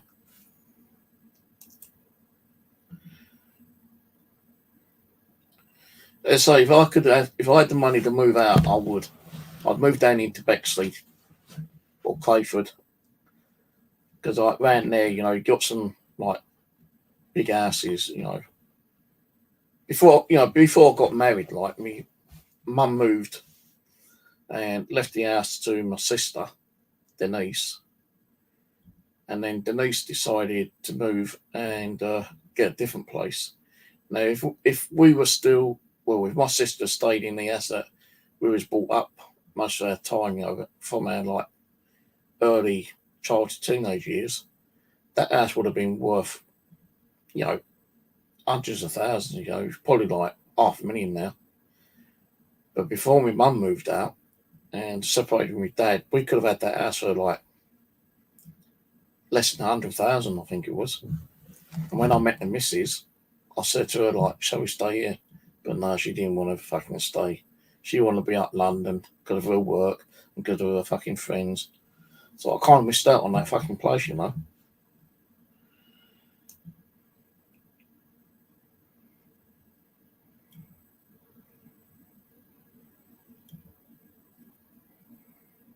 She's got an old man for her kids. They're all black upstairs. Nigerian or something like that, I think. I don't know, they was born in the country. I know they're African or Nigerian or something like that. Oh, she used to smoke fucking weed outside, you know, in the community room. And I caught her one day. I said, look, you can't be doing that. I have asthma. And she goes, oh, sorry, I'm just having a quick smoke. I said, it don't matter. I said, you can't be smoking that here. And she goes, oh, I'm smoking outside. And I don't know if she gave smoking weed up. But then she's like, started smoking cigarettes. One day I went out and I was going to go out and put some rubbish away, I think. I said, fuck, you know, here we go. More cigarette smoke out here. And as I was going down, she goes, I didn't know she was down there, actually, down the stairs. She goes, oh, sorry, that's me smoking. I said, well, can you not smoke, please? Because I've told you I have asthma. She goes, yeah, well, I normally smoke out the window, but, because of the kids. I said, well, I'm not worried about your kids. I'm worried about my health. I said, you'll cause me to, have my asthma. My asthma will flare up just for the smoke. I said, can you smoke outside, please? And she goes, yeah, sorry. And like since then, she has been smoking that. So I don't know if she actually gave up smoking, but I've not caught her smoking. But the next annoying thing is that when they go out, they always leave the communion door open. The main door always leaves it open. Either her, him, or her kids always leaves it open. Never shuts it. And I've gone down there at like 1 o'clock in the morning. Just for the sake of going down there, and the door's open. At the jar. And he about 4 years ago, he came knocking on my door one day, right? He goes, have you been out? I said, no. He goes, oh, because the door's open. I said, well, I ain't been out today. Oh, because I just caught a couple of people sitting down at the bottom on the stairs smoking. He goes, when you go out, can you make sure the door's shut? I said, yeah, well, when I go out, I always shut the door. He goes, oh, okay, because I don't know who left the door in, but I just caught someone down there. I went, well, every time I go out, I always shut the door. I don't leave it open. But over the last couple of years, that door's always been left fucking open. It's since, she's had them kids. Her last two kids, which are 3 years old. Over the last year and a half, it's been nothing but stress. Nothing but noise. Nothing but, then giving me anxiety and depression and stress and fucking God knows what, all the noise. And she turns around and goes, well, kids will be kids. Yeah, but kids ain't, like normally naughty like yours are. And I didn't say that. I said, yeah, but, you're letting your kids get fucking away with blue murder. You're not even asking them to keep quiet, are you? Well, why should I ask my kids to be quiet? I'm not going to tell my kids to be quiet. I'm not going to tell them to stop running, jumping and playing about. I said, yeah, but it's fucking constant all through the day. Oh, no, it ain't. I said, oh, yes, it fucking is. Because well, I'm not going to tell my kids what to do. You either like it or lump it or move. I said, I ain't fucking moving. I said, I'm not the one who's causing the noise, it's you. But usually after 8 o'clock at night time, which is now, it gets quiet. And usually I'm fucking like saying to myself, please, let the time fly by today, because I can't bear this noise. Sometimes I will go to sleep and sleep during the daytime and stay awake at night time. Fuck up my sleep pattern just so I won't hear them. And I do wear these little earbud things and stick them in the ear. And they're supposed to block out quite a lot of noise, but this morning I could fucking hear a lot of banging. And I thought, well, I did fall back to sleep and I was just lucky enough to hear my intercom bell go. Earlier I thought, a couple of times I've heard it go before, got up and answered and no one's been there. But this morning I kind of heard it and I got up and I went to the door, pulled out, one of the earplugs. I went, hello. He goes, yeah, delivery. I said, who for? He goes, Stephen. I said, yeah, okay, fair enough. So, if I hadn't heard that, I wouldn't have got my TV today. Unless they bought it up and left it outside. But then, leaving a 43-inch TV, I wouldn't trust them fuckers upstairs. They'll probably steal it. I'm not saying they would do, but I wouldn't be surprised if they would. But yeah, you're right there. A man can only take fucking so much, especially with fucking kids.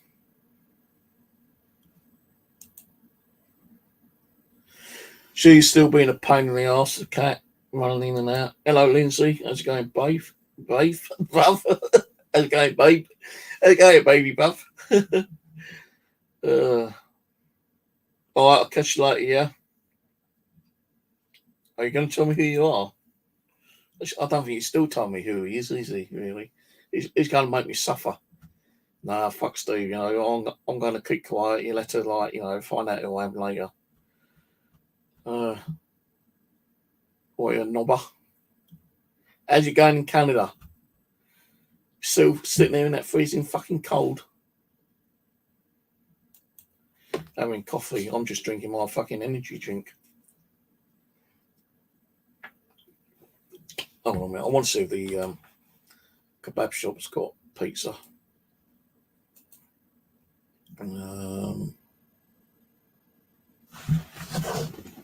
I really do fancy the pizza.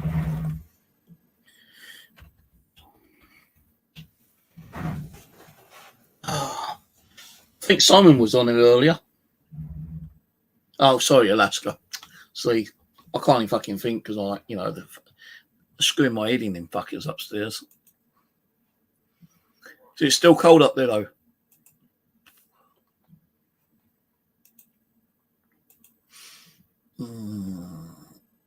See, last time I tried ordering pizza from that place, it's not had any. Every time I click order again, it's like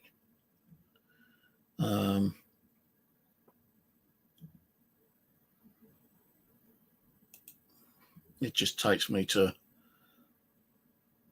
oh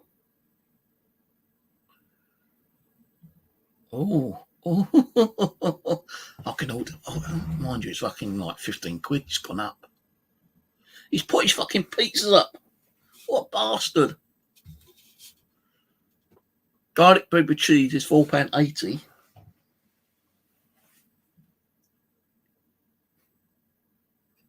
What if I take off the spicy wings? If I take off the spicy wings, it would be £12.79. Fries? Oh, that's if I add fries. £2.70 for a portion of fries. Fuck that. I might order. As he's got pizza in there, I can order a Hawaiian pizza, 9-inch one, which has got ham. What's he got on there? Ham, mushrooms, and pineapple. So I could order that. That's $7.99, and then garlic bread with cheese. Now the good thing is with pizza. Now I'll tell you one thing, right? With pizzas, yeah, I never used to want to eat cold pizza. I always thought cold pizza was fucking horrible. But over the last, say, like 6 months, when I have had pizza, I used to like what I could not eat. I used to throw away, put in the bin, because I didn't like cold pizza. But for some reason, one day I said, look, if I order a pizza and I don't eat it all, I'll just stick it in the fridge and eat the rest tomorrow. Now, I was thinking about heating it up, but I didn't even heat it up. Now, one time I used to hate eating cold pizza, but now I'm okay with it. But I won't order it just yet because I don't want you seeing me stuff my face with pizza. Although it'll take between 30 to 40 minutes. It's Glenn. Oh, right. Hello, Glenn. How's it going, bruv? Fucking hell. Sarah. I know Sarah hasn't been on lately, is she? Last time I spoke to her on the live stream, said that if I'm correct, because I know I've still got the video up, she's moving away from the paranormal because all the fucking hate and bullshit drama. I don't blame her. I moved away from it. Thing is, people keep saying, like, come back, Steve, come back, But the thing is, I want to come back, but is it kind of worth coming back, So I've not done nothing for like nearly, I say like 2 years. So all the hate and the drama and the bullshit kind of like just drew me away from it, causing me health issues, stress, anxiety, depression, feeling that hate, being called certain names, which I had to take a certain person to court over, and the cunt got away with blue murder. He wasn't convicted. I never took, the court never fucking watched the videos that he done on me. No, not that. No, it wasn't, to, what's the word I'm thinking? Make a word up, evidential. It wasn't worth them watching it. They couldn't bring it in the court, apparently. They just went on some of the text messages he sent me, and that was it. And he got away with blue fucking murder. And like other people on social media cause me fucking problems, causing stress and anxiety and doing videos on me. All right, I wasn't a goody myself, you know. I did try to defend myself and bring a few names up, yeah, but that's because I want the people to know the fucking truth. You know, I want there causing the problems. You know, when people are saying that I'm causing problems with other people when I weren't, it's fucking bullshit. You know, it's just hate, jealousy. You know, they want to fucking try to get you away from social media. They would do. You know,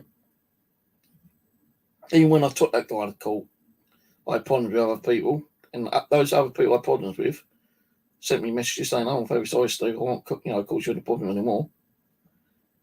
Not what I'm hearing. It wasn't just one person; it's several people who sent me messages. Oh, so I'll put you through all that, you know, drama, Steve. You know, do apologise. Hope you forgive me, but nah, they still talk shit about you. Although you know you might not hear about it yourself, but other people come on Facebook and tell you. I just normally say, well, don't worry about it. Fuck them. What I don't see and what I don't hear doesn't really bother me. But you know, that all that drama and all that hate drew me away from the paranormal. Seriously, and like I kind of lost the love and compassion over it. So I knew if I was doing streams and people were attacking me, it's just going to make me lose my concentration, and you know, it's just going to make me kind of feel like, you know, is it worth doing a stream? You know, fucking, you know, you got these haters, you got the trolls on here. They want to causing trouble. You know, they're lying, talking shit about you, and you know, people listening to it and believing all the lies and shit.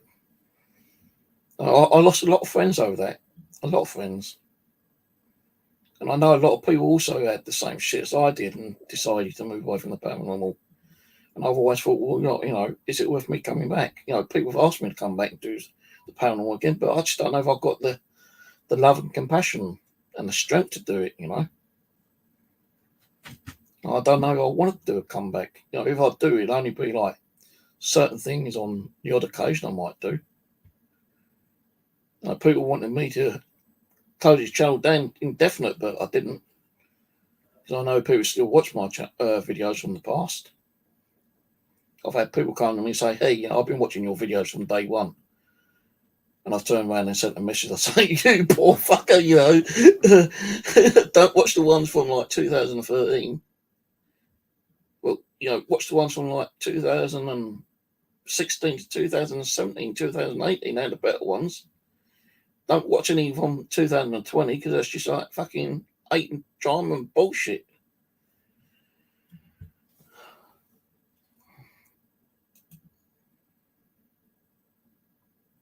'22, rather. It's cold in here actually. It's getting warmer, but it's still cold. No, I do still have to put my heating on sometimes because, you know, it does get cold in here. My feet get fucking cold rather quickly.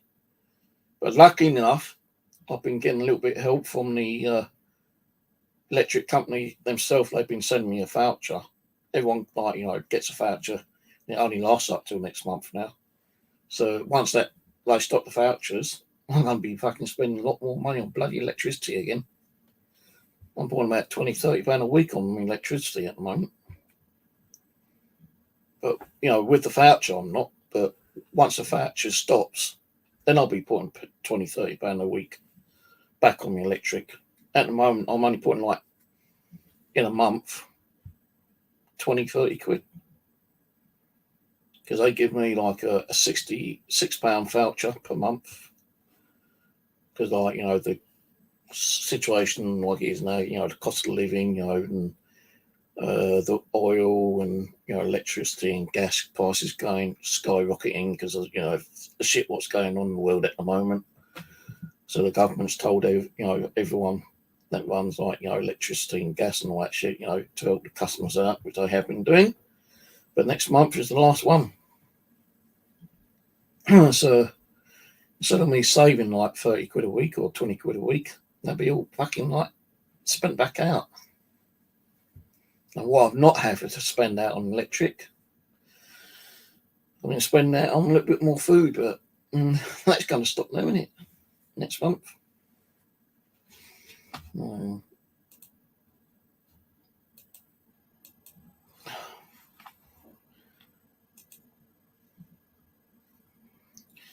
Fish and chips over here, mate, is fucking expensive. I'll tell you, a portion of chips and a bit of cod is like £12 over here.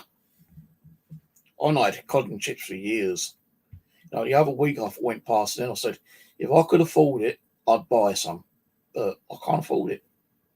In the cod and chips in the fucking supermarket is bloody expensive.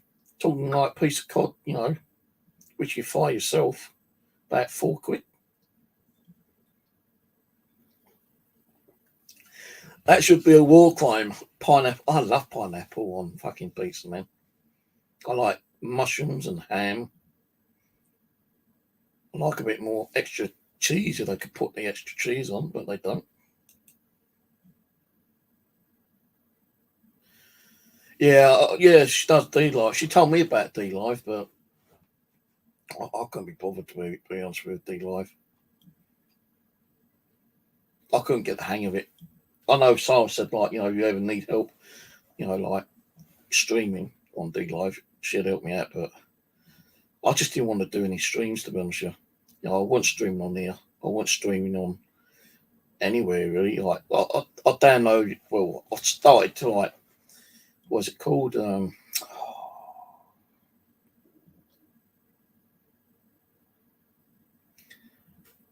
Not Discord. I can't even use Discord on this fucking thing. I know Sarah said about doing like some gaming. If I wanted to do some gaming, if I could do that, but I wasn't really doing any gaming at the time. You know, it's only just recently I started doing some gaming. I'm playing Subsistence. I'm playing Miss Survival, and I'm playing Green Hell a lot more at the moment. Green Hell. And I don't live stream them. I just like, you know, use the old video capture program, and then I upload the videos afterwards. On Green Hell, I'm doing like 3 different seasons, and I'm uploading like a video from each season every couple of days. So, like, you know, I'll be on season 1 more than season 2 than season 3, and I'm doing different things on each season. I know that sounds a bit weird. Someone will probably say, "We'll do season 1, and when you finish season 1, start a new season and do something on season 2 later." But I've been doing it all in one go, kind of thing. So I'm doing like season 1, 2, and 3, kind of not all together, but you know, every so often. Like, if I want to be on season 3, where I'm just running around and fighting the natives and, like, you know, looking for bits and pieces, you know, just 5 on, then I will do. But I won't make a base on season 3. Season 1 was me making a base, but I turned off, you know, the natives because they really did pester me. Every time I was trying to like build something to keep attacking me, and I was losing stuff all the time and like dying. So I turned them off. I turned off the piranha, the stingray. I turned off the bigger predators like the mountain lion, cougar, whatever it is, and the leopard. I've turned them off, so I can just like run around, but I still get sick because, like, you know, I can get attacked by a snake or scorpion, or I might fall and like damage myself or get food poisoning, all that shit on season 1. Season 2, I have turned off the native tribes, but I've got like some of the predators turned on. And I'm building a base on season 2 as well as I'm on season 1. But on season 3, as I say, I've got practically everything turned on, but I'm not building a base. I'm just running around on that. So I've been doing a bit more gaming. You know, I did do a stream on here the other day. Just a general chat. And people say, like, you know, still just do your general chats if you're not doing paranormal, because, like, at least you're still doing something and keep your channel open, which I suppose is, yeah, you know, kind of thing. Yeah, I know.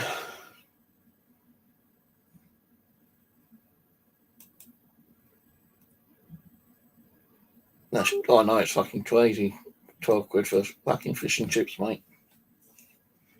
I remember when I used to work in a fish and chip shop, mate. I used to work out the back.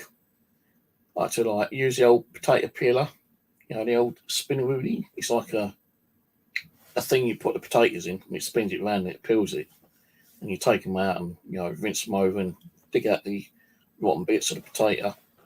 Then you had to put them through a chipper, and I got I got my finger. Well, the chipper got jammed one day, and I forgot to turn it off, and I'm pushing my fucking hand through it, and I don't know. You see that scar there, but my fucking finger got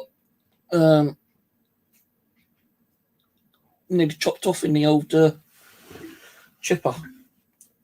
I had to call an ambulance, and I fucking wheeled out on the old Charlie, fucking blood dripping all the way down. I bet people were thinking, oh, I ain't got half his fucking thumb stuck in my dinner. That's when I was in my early teens then. But I worked in, I can't remember, fucking Russell's chip shop. I had two. They had the restaurant in the centre of town.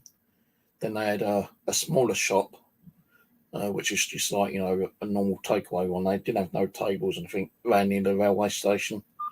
I used to work in both of those. Never got paid my full wages on them.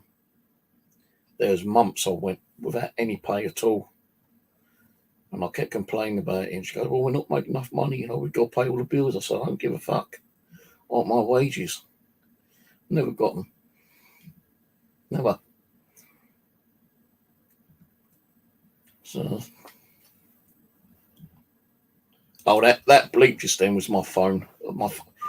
Yeah, that's just my phone. Ignore that. It does that all the time. I don't know why it keeps doing it. I probably had to buy a new phone. It's my home number. One of these fucking things here. Don't know if you see it. That there.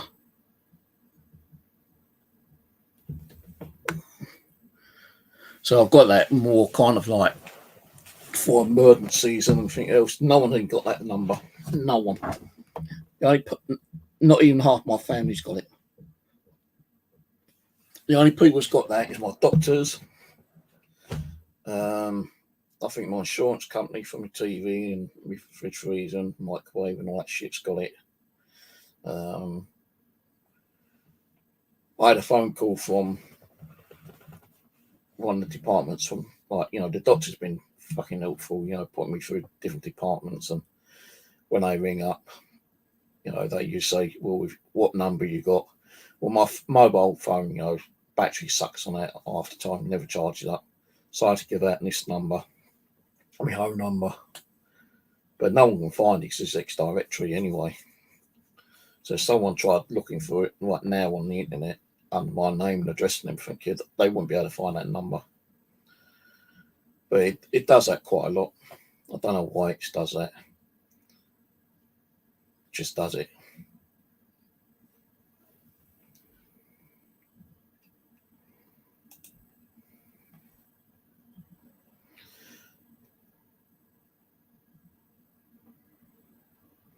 Well, as I said earlier, like, I wouldn't mind living down near my mum and my sister, actually. But I ain't got the money to move, going for the council and like, my welfare and everything sorted out. It fucking take months. And the thing is, putting your name on the council list, you could be on it 10 years. I know when I got married to my ex-wife, when we was married, we was on the council list for over 10 years. Then they suddenly decided to do some changes on the housing list.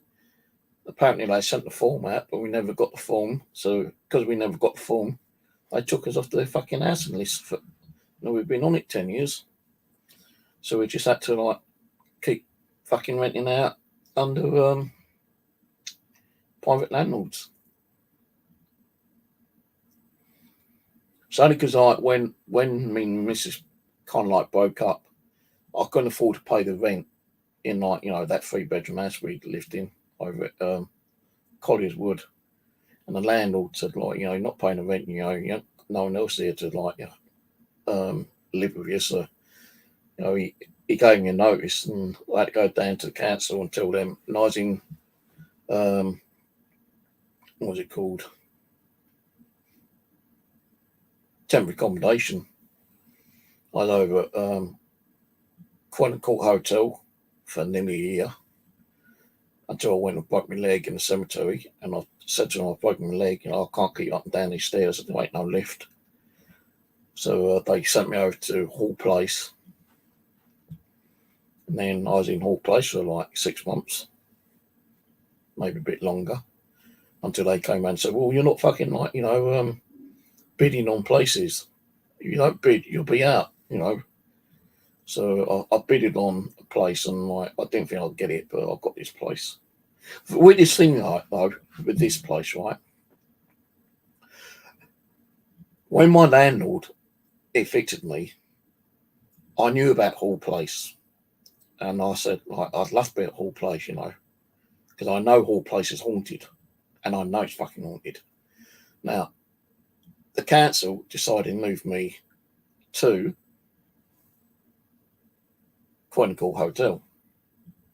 Now, I was doing little bits and pieces on there, like with my camera. I was doing cemetery work more than anything else. But I was getting a little bit of activity in, like, Quentin Court Hotel, especially down in, like, the section where, you can just hang out and talk to people. They knew I was doing it, and I didn't really mind. They even told me a couple of stories about, that people have experienced some weird things. So I was doing that. And I was doing, like, little live streams up in my bedroom. Because it's just like a one room. You had your kitchen and your bedroom.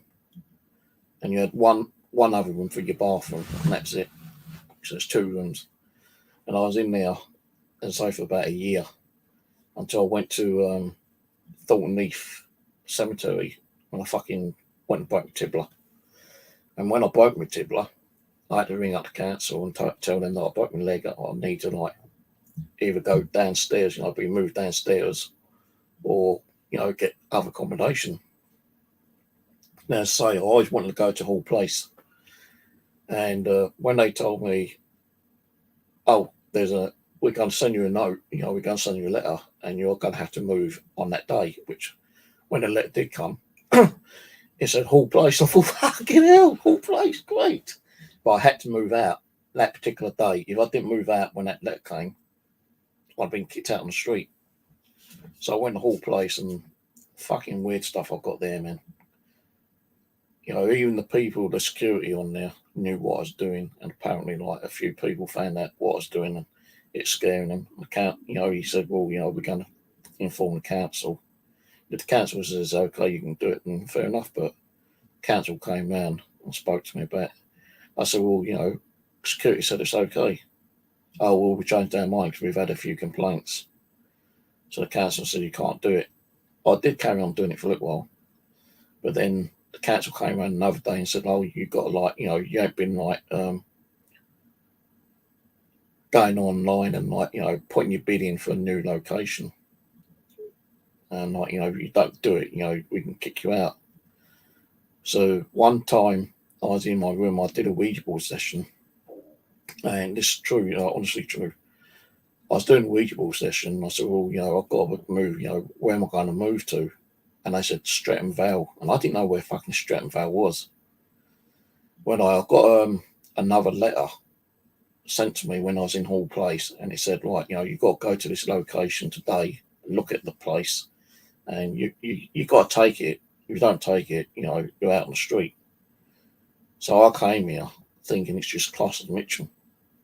And I've moved in on that same day, and, it's empty, like a shell. I rang my mum up, and she was able to get me a bed and a microwave to start me off with. But that living room felt really, really creepy. I did, very, it kind of like,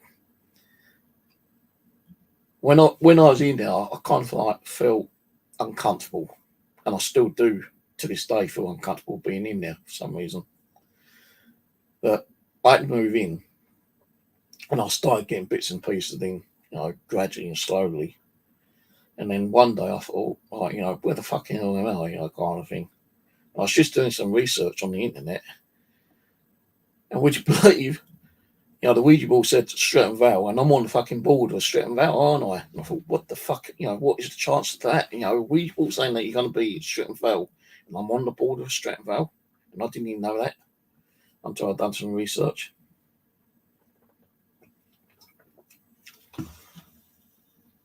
So, what time is it?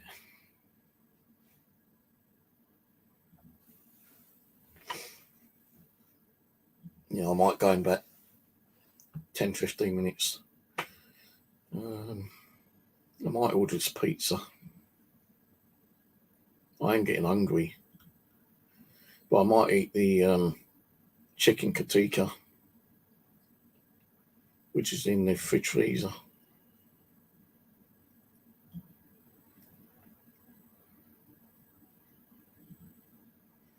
See, when I said earlier about eating pizzas, I don't really like eating cold pizzas, but lately I've not been throwing it away, and I have been sticking whatever I don't eat in the fridge. And, you know, to go to the fridge the next day and take it out and eat it, and it's not too bad now.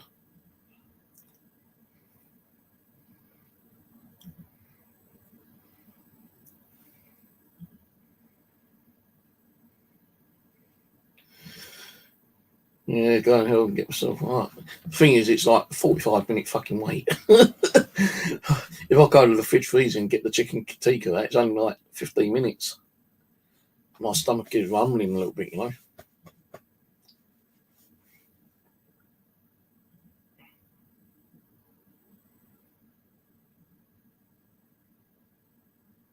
So the doner kebab's nice, but I had a kebab the other night. I looked at my wallet to see if I'd look in my wallet just earlier tonight actually, and I've got no money in there. If I had some money, I probably might have gone around and got myself a Chinese or something, you know. But I had a Chinese the other night as well. I had like Chinese one night, then fucking kebab the following night. And I've got to limit myself on, having takeaways. But sometimes when I have a takeaway, a takeaway will fill me up for 2 days. And I don't have to eat the next day, because I'm full up from the night before, kind of thing. And I can eat whatever is left over. Like when I had a kebab the other night, I didn't eat it all straight away, So I thought, well, I'll eat the rest either later on tonight or tomorrow. But I did eat the rest later on that night. But I threw some of the pita bread away because it wasn't. I don't think it was really cooked properly. The pita bread, it's just too soft. And there's just a little bit of meat left, and I thought, no, it's not worth me saving up, so I threw that away as well.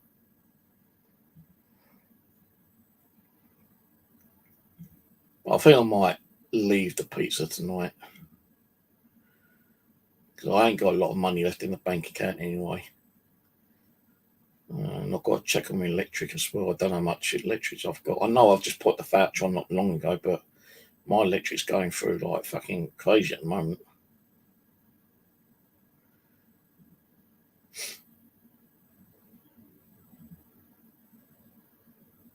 But yeah, getting back to the paranormal, I will probably do some more paranormal stuff.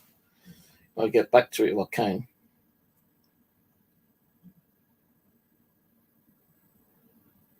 So a bit of booty. Boodle? What's boodle? Is that slang for cash? I'll probably have one of those chicken tikkas. I'm going to log out of Just Eat.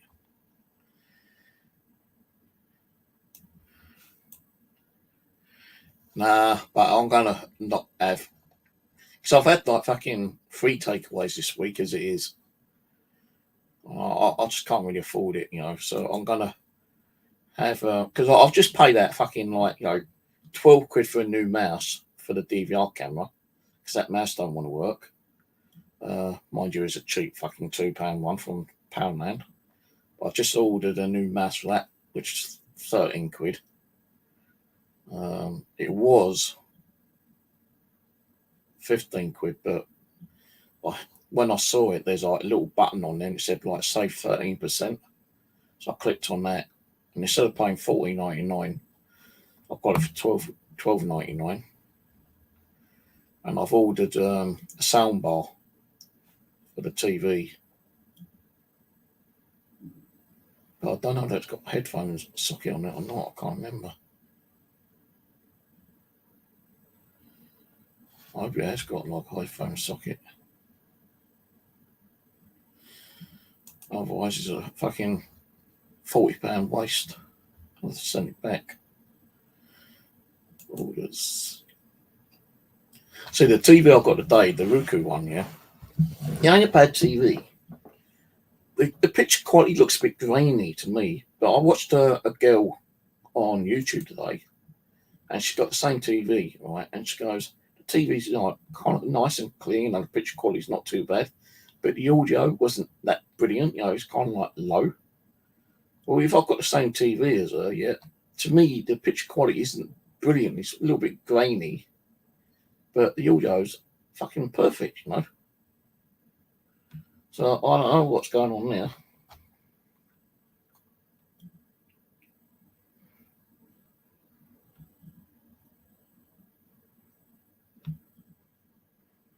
Yeah, they say like, I have, I just sent off my TV to get repaired, but they couldn't repair it, so they gave me a new TV, being this Roku one. But before I sent off my other TV to get repaired and to get this one, I did buy myself a new 43-inch TV. So I like to have two TVs, next to each other, one for TV, one for gaming, or both of them gaming or whatever. Because I could be gaming, I can be keeping an eye on, whatever I need to be keeping an eye on the other screen. But I bought myself an RCA one no more than 2 weeks ago. And I thought, well, I can't have three big fucking 43-inch TVs in here because I ain't got nowhere to put a third one. So what I done when this one came today, I put my RCA one back in the box. I took the legs off it, so otherwise it wouldn't have gone in there. And I just put it back in the box and stuck that in the living room. And I've opened this one up and put this one up. But I've got to be careful with it because the legs seem to be sticking off the table, and I've had to use two component boxes for it to sit on, and they are kind of leaning off the table edge because this ain't like a proper.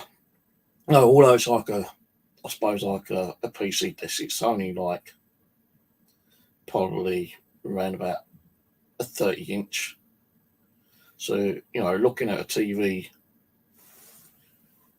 that big, the TV is like that much off the table, but because the legs are slightly in, I've got it so I can't actually show you because otherwise I've got to bring the webcam down. It means disturbing some of the cables again, which I don't want to be doing.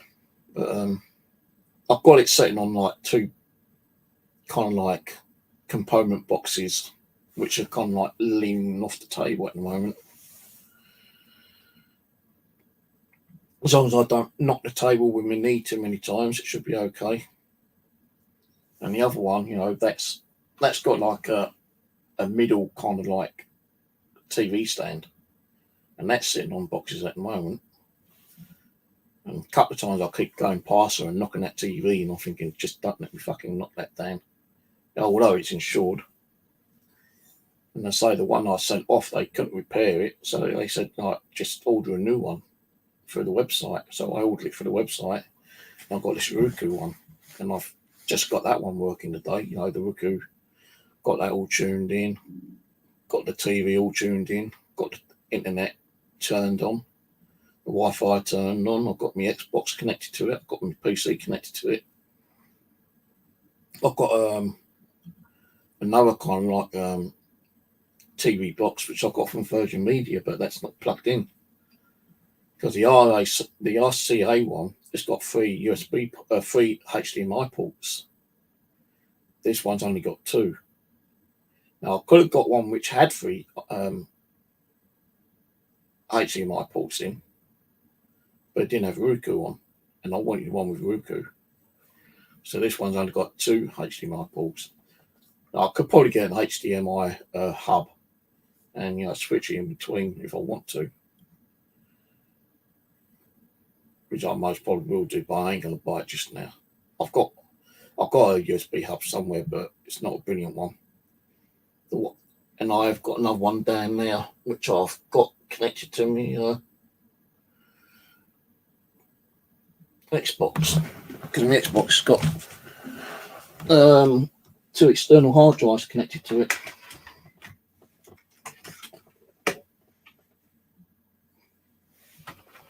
Because I knocked the bloody thing down earlier.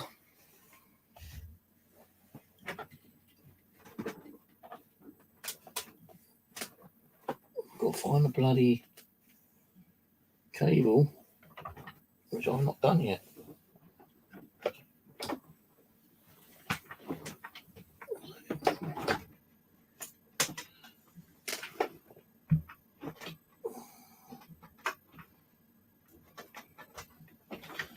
There's a cable I need to find.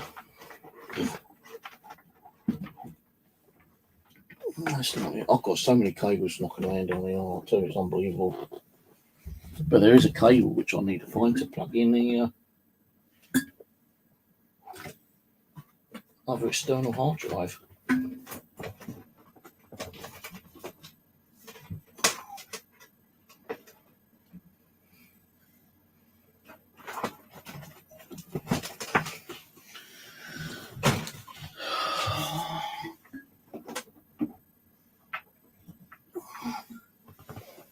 I'm thinking that's it there, but it's not. That's not the one.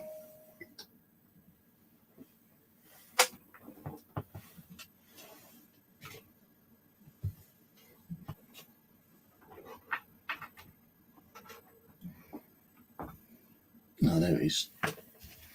So one's connected. This one's connected to the Xbox. But then this one. So I've got a hard drive in the Xbox here, I think. Then I've got 2 external ones. One is to save games on it, which I think is that one. But then that one is also save games on it. But one I save games onto the Xbox itself, and the other one I save like recorded games. So when I record it, I can just like unplug it and stick onto the PC and copy the files over like I used to do onto the PC and then upload them that way. Because I can't find a way of actually doing it via. I know there used to be some specific software you can actually record the game directly from the Xbox and upload it directly to the internet. But when I tried that software, it didn't work anymore, and I can't find the software I can actually record a game and upload it, like do like a live stream through the internet, through the Xbox. The only way I can do it is by saving the game files onto the hard drive, then uploading it via the PC.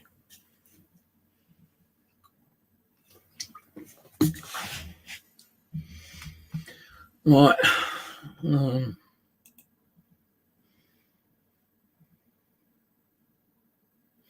Fucking hell, your electric is how much? My electric is $360 a month in the summer. How the hell can you be spent? You know how much my electric is a week? 20 quid. Sometimes 30. Depends on how long you're, like, because of the cold weather. You know, it does get cold in here, and like my feet get cold rather quickly.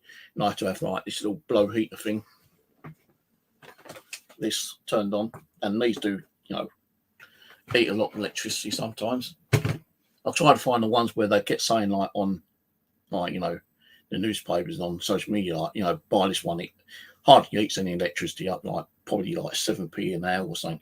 But I don't know how much that actually chews up, but it does chew up quite a bit. So, you know, I used to get away with, you know, with that before they put the bills up, you know, the cost of the electricity up here. I used to get away with about 15 quid a week on electric. And all I would have on is probably my light, 2 TVs, and my DVR. And my DVR box. And that's it. Xbox wouldn't be turned on. The only other power going out is on my router. my fridge freezer. And if I need to go to the bathroom, the bathroom light's only on for a couple of minutes, if that, or if I'm going to go in the kitchen and make coffee, you turn your light on, make your coffee, turn it off, and come back in. That's probably about 5 minutes of electric being kind of like eating up there. So I used to get away like 15 quid, and now it's like doubled. And I reckon it's even going to go up even more again. My rent's just going up as well. I can't remember how much I'm paying on rent at the moment, but I've just got a letter from the Housing Association saying my rent's going up. And I'm thinking, why should I pay my rent if I can't be bothered fucking sort these problems out with the neighbours? I should just turn around and say, I'm not paying my rent until you get something sorted out with them. But then they can turn around and say, well, we ain't got the right to do that, and if you don't pay your rent, you'll be evicted. And I can't be evicted because I ain't got nowhere to fucking go. So with their neighbours, it's just like, losing a battle, really, isn't it? Well, I did start sorting out the altar table the other day. Although I've got fucking letters here. Yeah, this is a confirmation. Well, this one.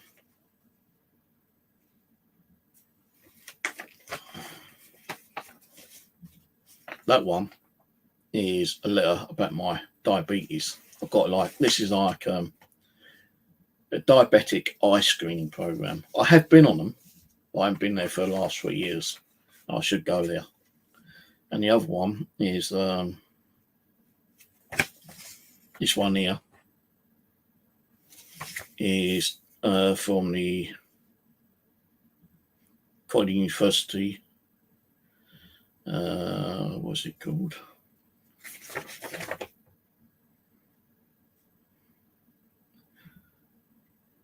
Neurology department. For my bloody brain, I'm gonna have a brain scan in April. So, yeah. And it's all down to them fuckers upstairs, I'll tell you. Someone turned around and said, you can't be blaming people, if you've always got mental illness. No, but they can fucking, contribute to your mental illness and your stress and anxiety and God knows what else, and accelerate it for you. Well, if you ever took them a call, what are you going to say? That they caused it all? No, I just tell them they're fucking, partial. They've kind of, in one way, contributed to it, accelerated it, I even said to the doctors, right, when I went to the doctors, I said, is there any way I can find out if I've got OCD, what's the other one, PTSD, and HDDT, or whatever the fucking hell it is? He goes, well, I don't think you got it, but I can find out, if there's any departments where they can actually, examine you and tell you if you've got it. OCD. I think I've got that. Obsessive, what's it called?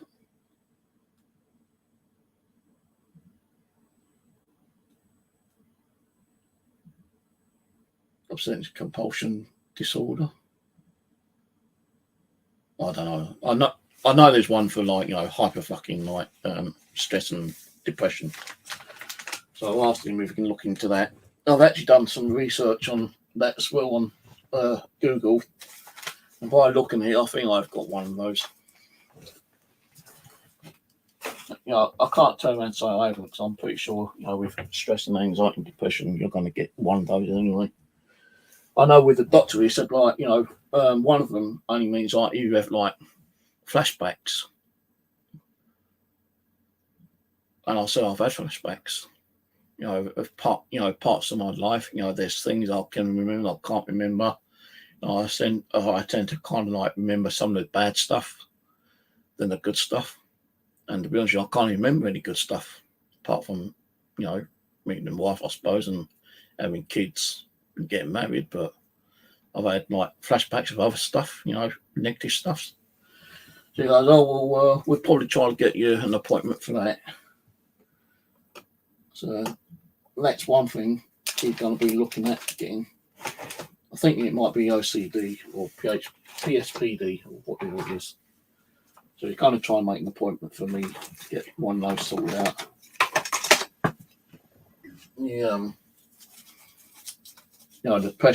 The stress and depression. He's got me an appointment with. Well, he got them to write to me actually.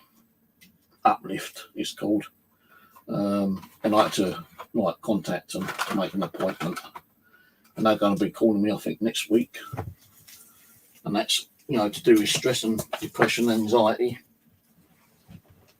and they can advise me on what to do and how to deal with it, and if there's anything they can help with.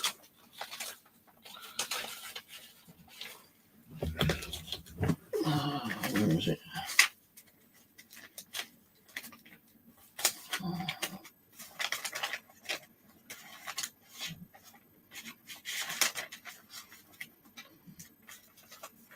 Still got me cold fucking shit here, which I don't really need.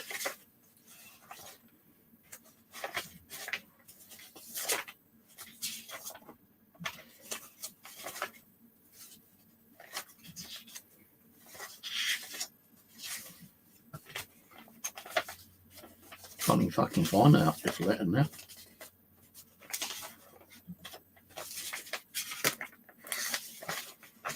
Don't know what I've fucking done with it.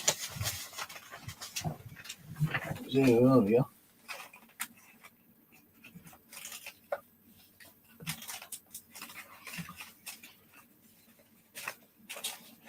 It seems like I've gone lost the fucking thing.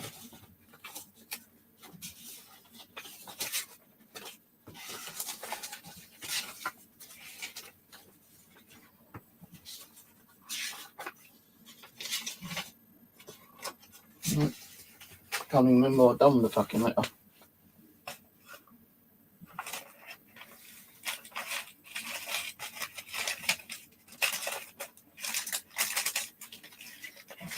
Might feel back at the printer because I was doing some scanning the other day and some papers fell at the back there.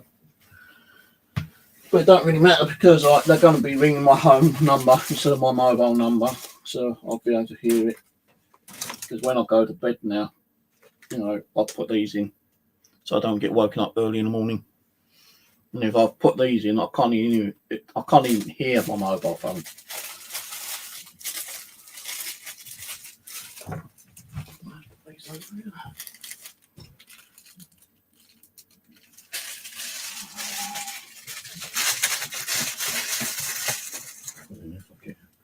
Right, hold a minute, I'm just going to go for a quick pee. I'll be closing it down in a minute anyway.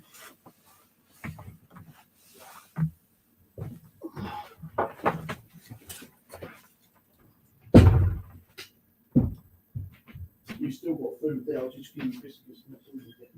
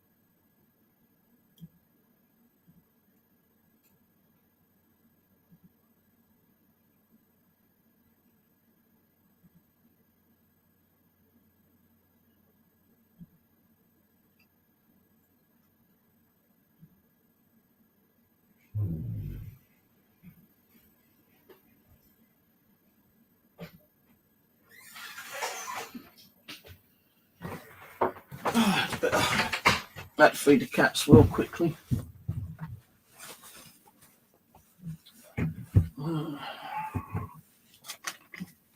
But yeah, let's say, like, I will probably get doing a bit more panel later. What I'm going to do, I don't know yet.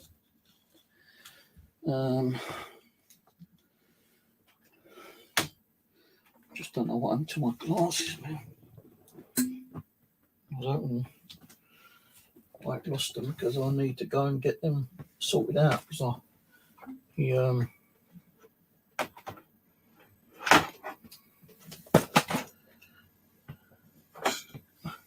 the arms have gone really loose on them. And then the ones I need for close-up. Like close-up reading.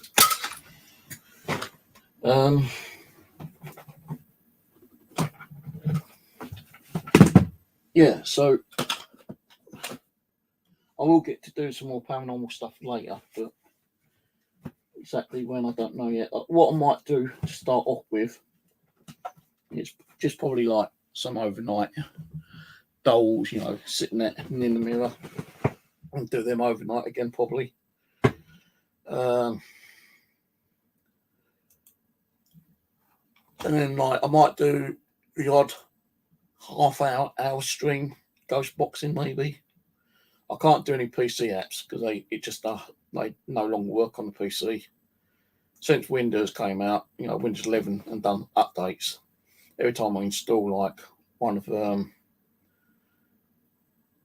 apps that we used to use, it doesn't work. It comes up with like errors and so you know, it's not compatible with Windows 11 and all this shit, you know, kind of thing. So I can't do that. The DVR cameras,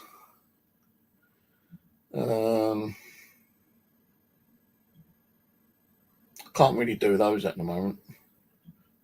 You know, I've got four videos working, 4 cameras working, but I can't turn it on. Like one of them's kind of like nearly big screen at the moment, while the other 3 channels are like small screen. I can't change the sizes at the moment because my bloody mouse to the DVR box doesn't function. Although, you know, it's still got the little red light underneath it saying it is working, but it isn't. So every time I try to move the mouse button, it doesn't show on screen. So I've ordered a new mouse for the DVR tomorrow. And I've got the new soundbar coming tomorrow, but I don't know if that's like, I think it's got Bluetooth on it, but I don't know if it's got like an earphone plug socket on it. So if it's got an earphone plug socket on it, I could either use it for this TV, the new Roku one, or I could use it for me Toshiba one, which I use the Toshiba one more for the PC than the other ones I've been using. The other ones I'm using just as like, you know, as a spare screen. Like if I'm playing a game on that one, and you know, I'll pause the game and I just want to quickly check something on, you know, YouTube or fucking on Google or something, then I've got this screen kind of like, well, I can actually just move over and type in what I want to watch or view and carry on gaming as well at the same time.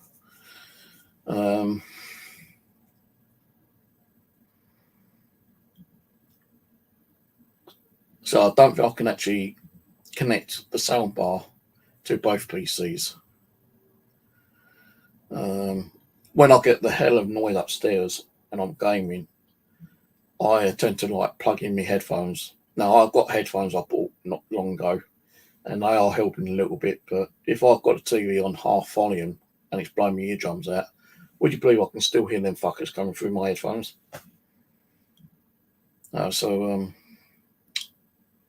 And I did buy a new antenna last week for the TV. So, you know, the better picture, because I was using a really shitty TV antenna and it wasn't like bringing the pictures properly, it kept breaking up, lost connection. So, that.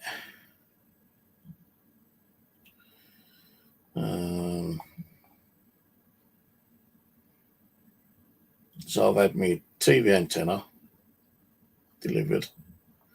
I had my TV, which I ordered on 10th of February, the RCA one, which I've now put back in the box, so I can keep that as a spare backup. See, what I want to do, this is what I thought of doing, yeah. I'm not saying I'm going to be able to do it. So I don't know if I can get my Wi-Fi router connected into the living room once I sort the living room out. Now, if I can get the Wi-Fi router connected in the living room somehow, then I wouldn't mind getting some bigger tables, like desktop tables, and they're in the way that my monitors are at the moment, kind of like in an L shape, and I have the computer in the living room and do my streams in the living room. And when I get tired and want to go to bed, I can just come in and go to bed. And then I either have the shit turned on in there still, or turn them off. Now, I do want to do more stuff in the living room, although I still feel a bit creeped out in the living room when I go in there. Every time I go in there, I feel a bit creeped out still. But I still want to go in there and do some stuff when the living room's sorted out a bit more. But there's still a lot of stuff I've got to sort out, and I mean a lot of stuff. That's going to take me months to do. But once I have done it, I might move my computer into there and get some new tables. And, kind of like making the living room more of a living area for watching TV and doing my computer in. But I still probably have one of the TVs in here, maybe the RCA one, or this one, I don't know what one yet, but I'll probably have one in here still. So if I'm not in the living room and I'm not doing nothing on the computer and I just want to sit and watch a movie, then I can sit and watch a movie in here. But there's a lot of stuff I need to do before I can start getting things sorted out. I need to sort out the living room out really badly. But as I said earlier, I start to do stuff, then the noise starts kicking in. Once the noise starts kicking in, I can't just lose concentration. I just don't want to do it. So, there's been days where I want to go in there and start sorting stuff out. And I just don't do it because the noise is constant. And I can't block that noise out.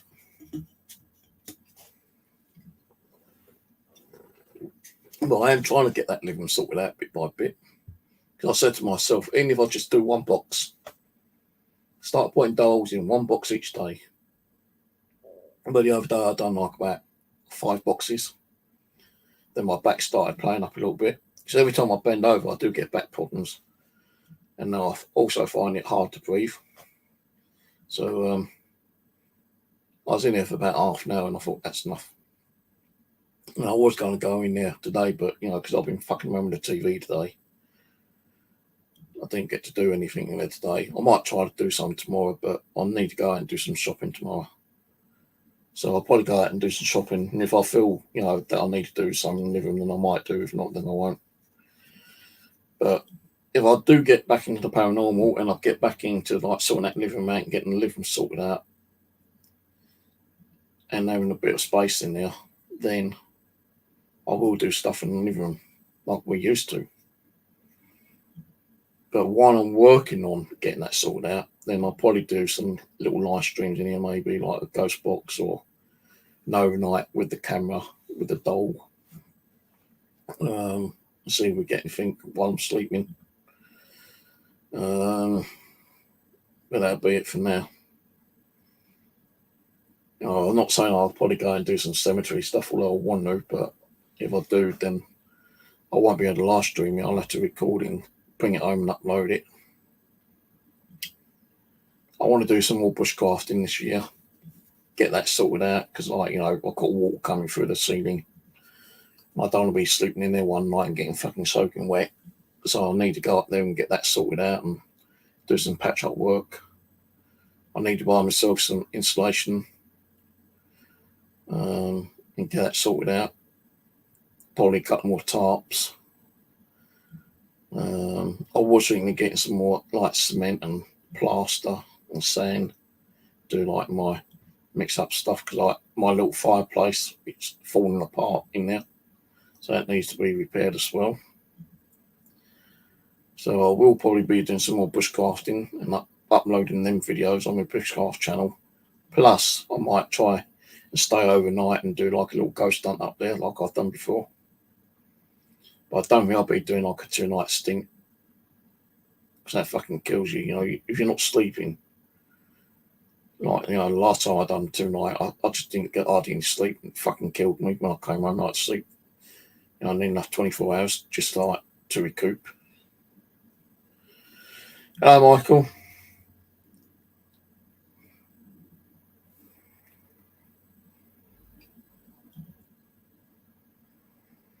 Yeah.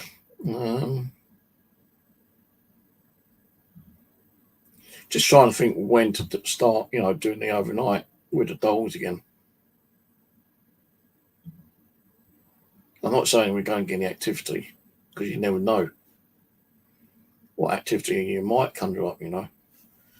So I still don't think, you know, I've got the oomph to do it. You know, I just don't feel the compassion enough to get back into it at the moment, and that needs like working on.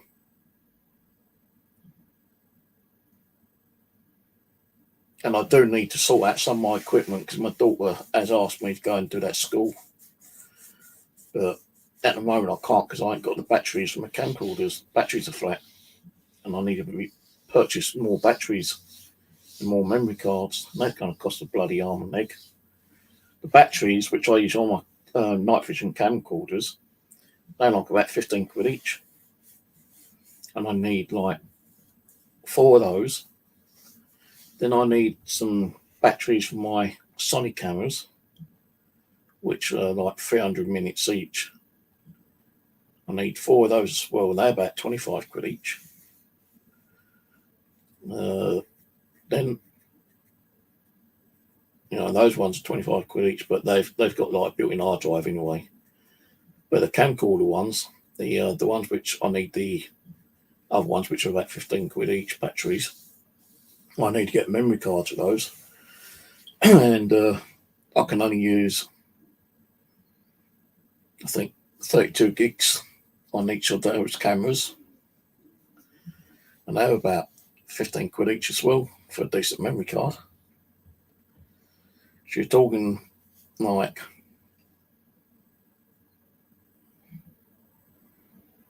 if I took 3 of the normal cameras, like the little camcorder ones, which are night vision, that's like 15 quid each, 45, double that, 45, that's 90 quid for 2 extra batteries for each camcorder. Because I have tried charging the batteries up, and the ones that are on them don't charge up, so they are knackered. And I think they only last about an hour and a half each. But if you're walking around with it, then you know you ain't got to have it on, no constant. But me camcorder ones which have got built-in hard drives, they will need to have like new batteries, and you can have them running up to about 4 hours each. So that'd be like 90 quid. That's about £140 already. Then you need the memory cards. So like that's another 45 quid, more than that actually. If I bought 2 of each, two 32 gigs for each camera, that's 30, 60. That's another 90 quid. So you're talking well over 200 quid, you know, just to get your cameras back up and running, to do an investigation in the school. Then I'll go and have the trouble bringing it all home and uploading all the damn stuff, which is going to be time consuming, because I've got to make sure the videos are working. Now, I do want to do the school because it has got activity in it, and it's got, you know, people who've had experiences in there. Even my daughter has had experiences in there. And she has asked me when I'm going to do it, and I originally did say January, then I said no, February. Now it might not be until like end of March or March, April. I will eventually get there when I can afford to, when I get the bits that I need.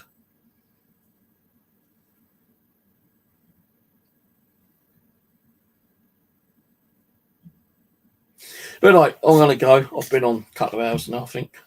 2 hours and 45 minutes. But cheers for coming on, who's been on. Cheers for coming on and viewing. Appreciate that. And so I'm not sure when I'll do a next live stream, but if I do one, if I find a ghost box, we'll do a ghost box. If not, it'll probably be an overnight poll session. And I'm not going to rush myself into it. Might be a week, might be a couple of weeks. Just keep an eye out on the old channel and you'll find out when I'm live streaming anyway. I might even do a quick live stream just to let you know exactly when I am going to be doing it. So if I decide to do it next Wednesday, there might be a video up Tuesday saying I'm going to be doing the live stream tomorrow or whatever, yeah. So just keep an eye on the channel. And yeah, it happens when it happens. All right. So cheers anyway. Thanks for watching, and I'll catch you up later on. When? Don't know. See you later.